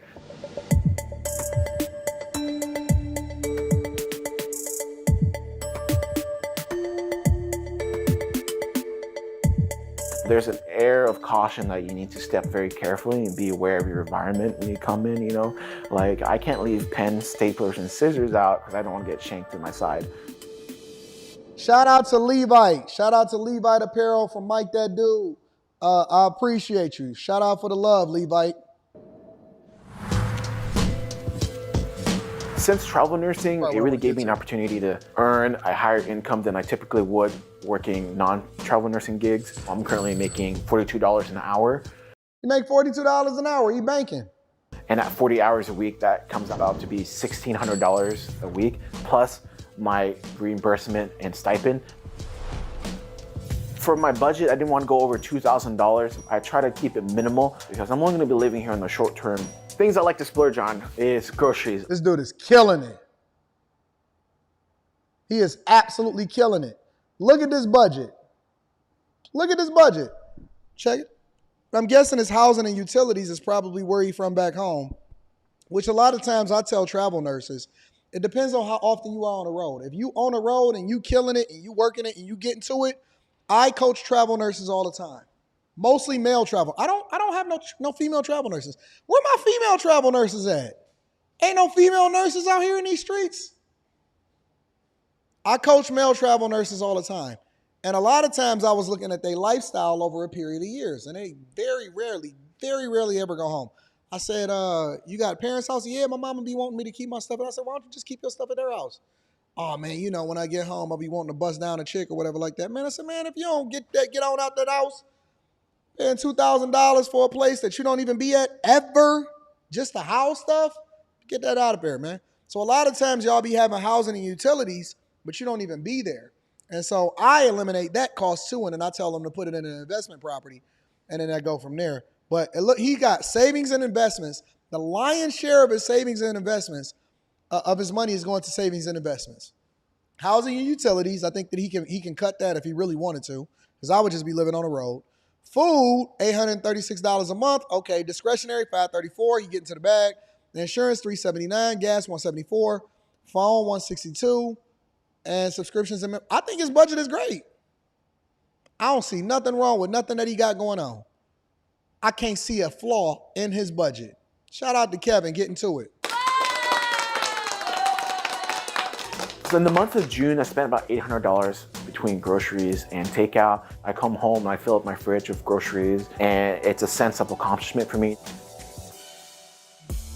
With travel nursing, generally, you always get some sort of stipend or reimbursement. Yep. These stipend and reimbursements are tax-free money that they hand you, and it allows you to keep a large chunk of your pay untaxed. I get $1,000 for my reimbursement / stipend for food and housing. I pay. Guess what? I don't see any woman anywhere in the picture. There are some jobs out there that you have to do that is very difficult to be able to maintain a family. So if a lot of y'all are trying to get into these careers, maybe you should probably not so much focus on love, because then it's going to prohibit you from really being able to do what you got to do. It's a very, very, very difficult thing when you're building and you're running it up and you're taking care of business. Brina says, as that 24-year-old is doing very well, that's because he ain't got no expenses. He ain't out here tricking on these chicks. He ain't taking them out to eat. He ain't got no kids that he got to pay child support for. He ain't worried about trying to make sure that he take care of a woman that want to be taken care of because she don't want to go pay day by day. He ain't got to worry about that. He don't have no student loans. He ain't got none of that. And so he probably lives his life carefree. He can work as much as he want.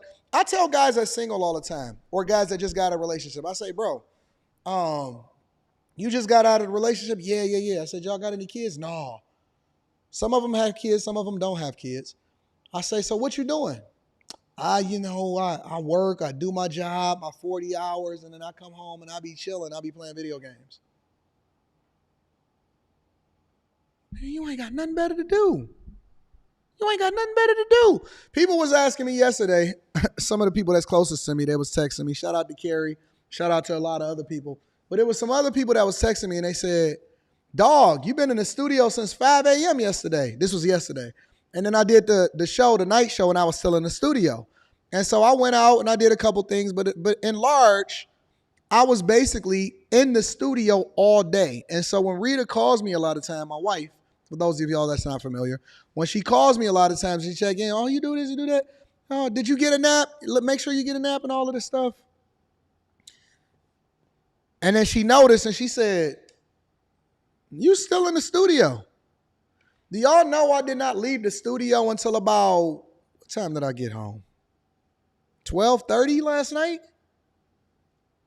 12:30. Sometimes I go out, I go party. Some people go and see me. I might stop out somewhere and say, what up? Maybe go get something to eat, stop at the bar, take a shower because my place is right up the street. But this is where I live. I work. My daughter is out of town. My chick is out of town.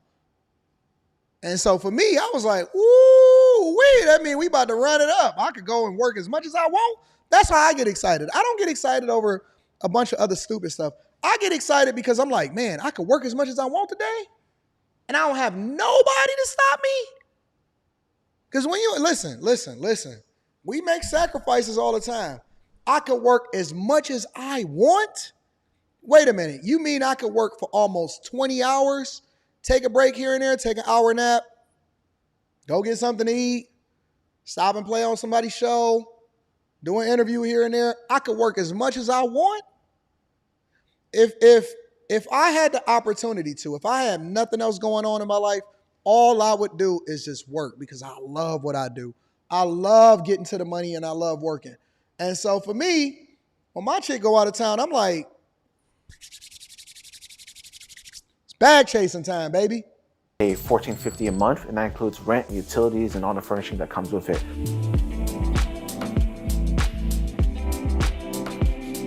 Paid off his motorcycle and his truck. He don't got no debt, paid off his credit cards. So right now, working as a contractor, I don't get a 401k currently, so I have to take care of my own retirement and my own savings and my own kind of investment work. I do have a Roth IRA. I do have a high yield savings account. I also keep a HSA. I also have about $10,000 in a certificate of deposit. I don't care about. I grew up in Fresno. Don't care about none of that. I had intended to do, it just sort of fell in my lap. I always wanted to be a business major and take on an entrepreneur role. Like my parents, I thought I would run their shop or expand our farm. Somebody said, listen to this, forget all of that. We heard all of what he got to say. Somebody said the key word is that you got to love what you don't do. Don't just follow AD. I love what I do because I make a lot of money doing it. I love making money.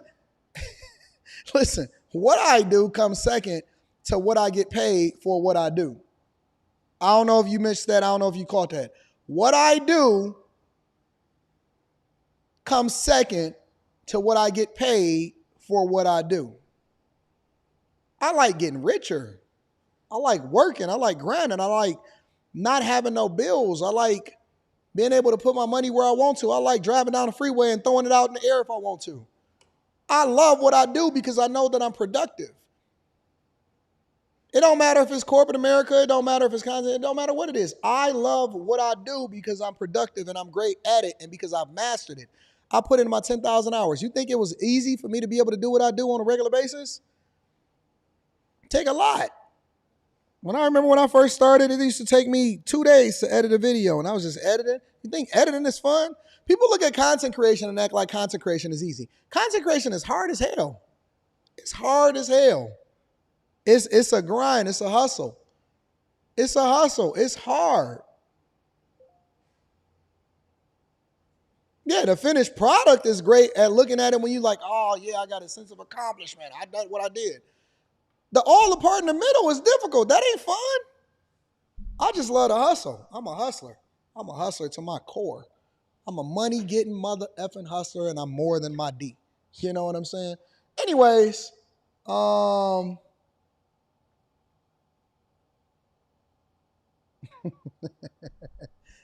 tell you. Look at the people in the chat that'll tell you. It's hard.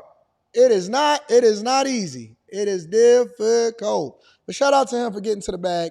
Let me read these super chats in, and I'm going to get y'all out of here for the day. Before I read the super chats, let me just say this. Make sure y'all sharing this with y'all family and friends. Make sure you're hitting the like for the algorithm.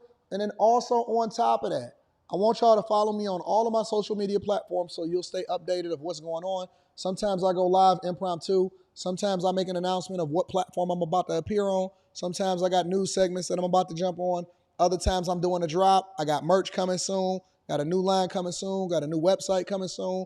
Got a whole lot of stuff that we're working through and that we're taking care of. So if you're not following me on X, formerly known as Twitter, if you're not following me on Instagram, if you're not following me on Threads, if you're not following me on YouTube, my other channels and all of that, we got after hours tonight, so that should be popping. If you're not following me on these platforms, you're missing out. And you definitely need to share this with a friend. Make sure y'all share, y'all go tap into the Patreon. Link is in the description. Tiege Hanley, 40% off your first order, 20% off for life.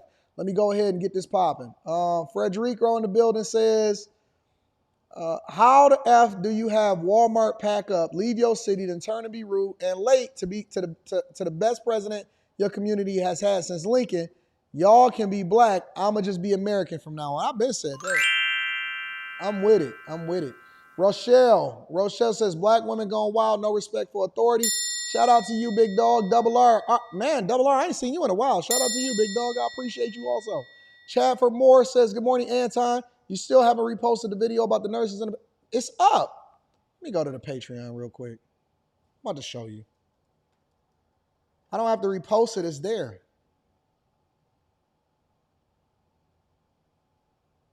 It's a search functionality. You can search in here, can't you? Because my view of it is different than y'all view of it. All right, search posts. Nurse.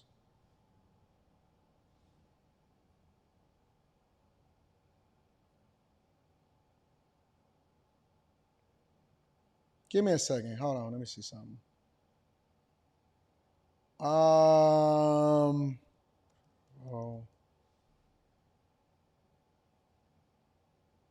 Huh.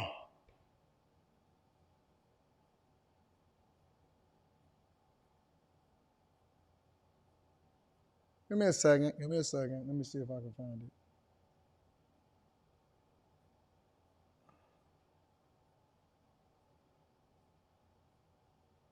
I gotta go. I'm scrolling. I'm about to find it right now and tell you exactly what the name of the video is.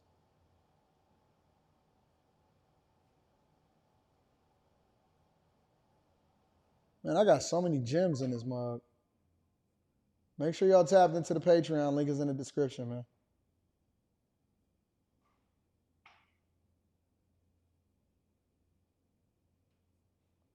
Reverse snowball. Investing 1.5 million. Placency.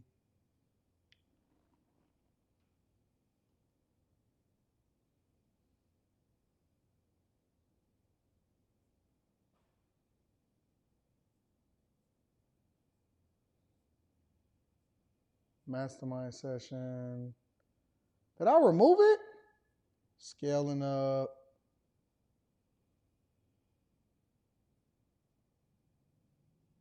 Disarm, humanize, and network. Executives in the C-suite, just like you. I wonder if I removed it. I couldn't have removed it.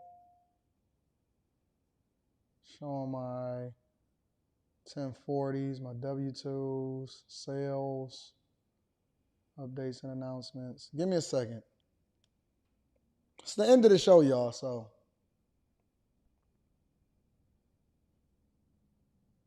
Invest in your business. Pitch sessions. Troll. Day personal. I might have to repost it. Give me a second. Member exclusives. Patreon members. I have a question.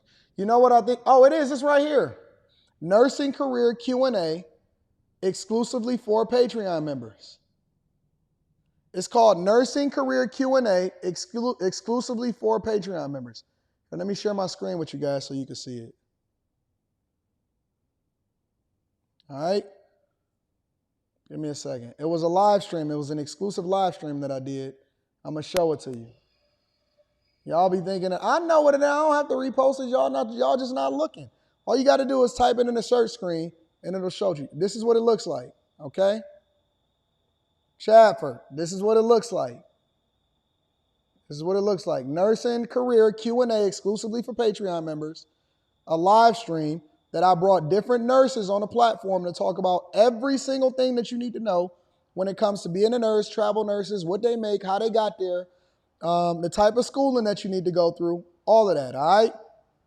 All right, Chadford. So if you look at that video and you're looking for that video, just type it in, type anything that you're seeing inside of the Patreon, and it's right there. It's called Nursing Career Q&A exclusively for Patreon members, all right? All right? All right. So there you go, big dog. Let me read some more of these super chats, and I'm going to get y'all up out of here for today. Shout out to chat for Morris. I appreciate you. Make sure y'all tap into the Patreon. It's a lot of good information. When you join the Patreon, and make sure that you join a tier, it basically unlocks every single thing that we've ever done on the Patreon, all right? Xavier Johnson says, why God asked me what did Trump mean by a black job? Why would he ask you that? Molly says, I got this super sticker for you. Shout out to my girl, Molly. Fantasy Island Girl says, great show, Mr. Dolphin Daniels. Funny and informative. Catch you tomorrow morning. Shout out to Fantasy Island Girl. Shout out to you, baby girl. Rochelle says, a.k.a. Bro Ro, favorite saying is, I love my job. Shout out to you. All right, y'all. I love y'all. I appreciate y'all. Thank y'all for supporting the platform. Thank you for everything. I don't ask for super chats. I don't ask for cash apps. But people decide that they want to support the platform. Again, join the Discord. The link to the Discord is in the description of any of the most recent Patreon videos. All right. And then also, Enforcer 2K9 says, people really act like being black is some exclusive VIP club that you have to qualify yourself for, like it make you special. It don't. It don't. You know how it is. All right, y'all. Same thing tomorrow, but tonight we got after hours. We're going to get it in. Me, Mika, Quentin, and Slimmy going to jump in a little bit later. So I'm going to see y'all tonight. I love y'all. I appreciate y'all, and we back at it tomorrow morning. I'm going to holler at y'all later. Peace.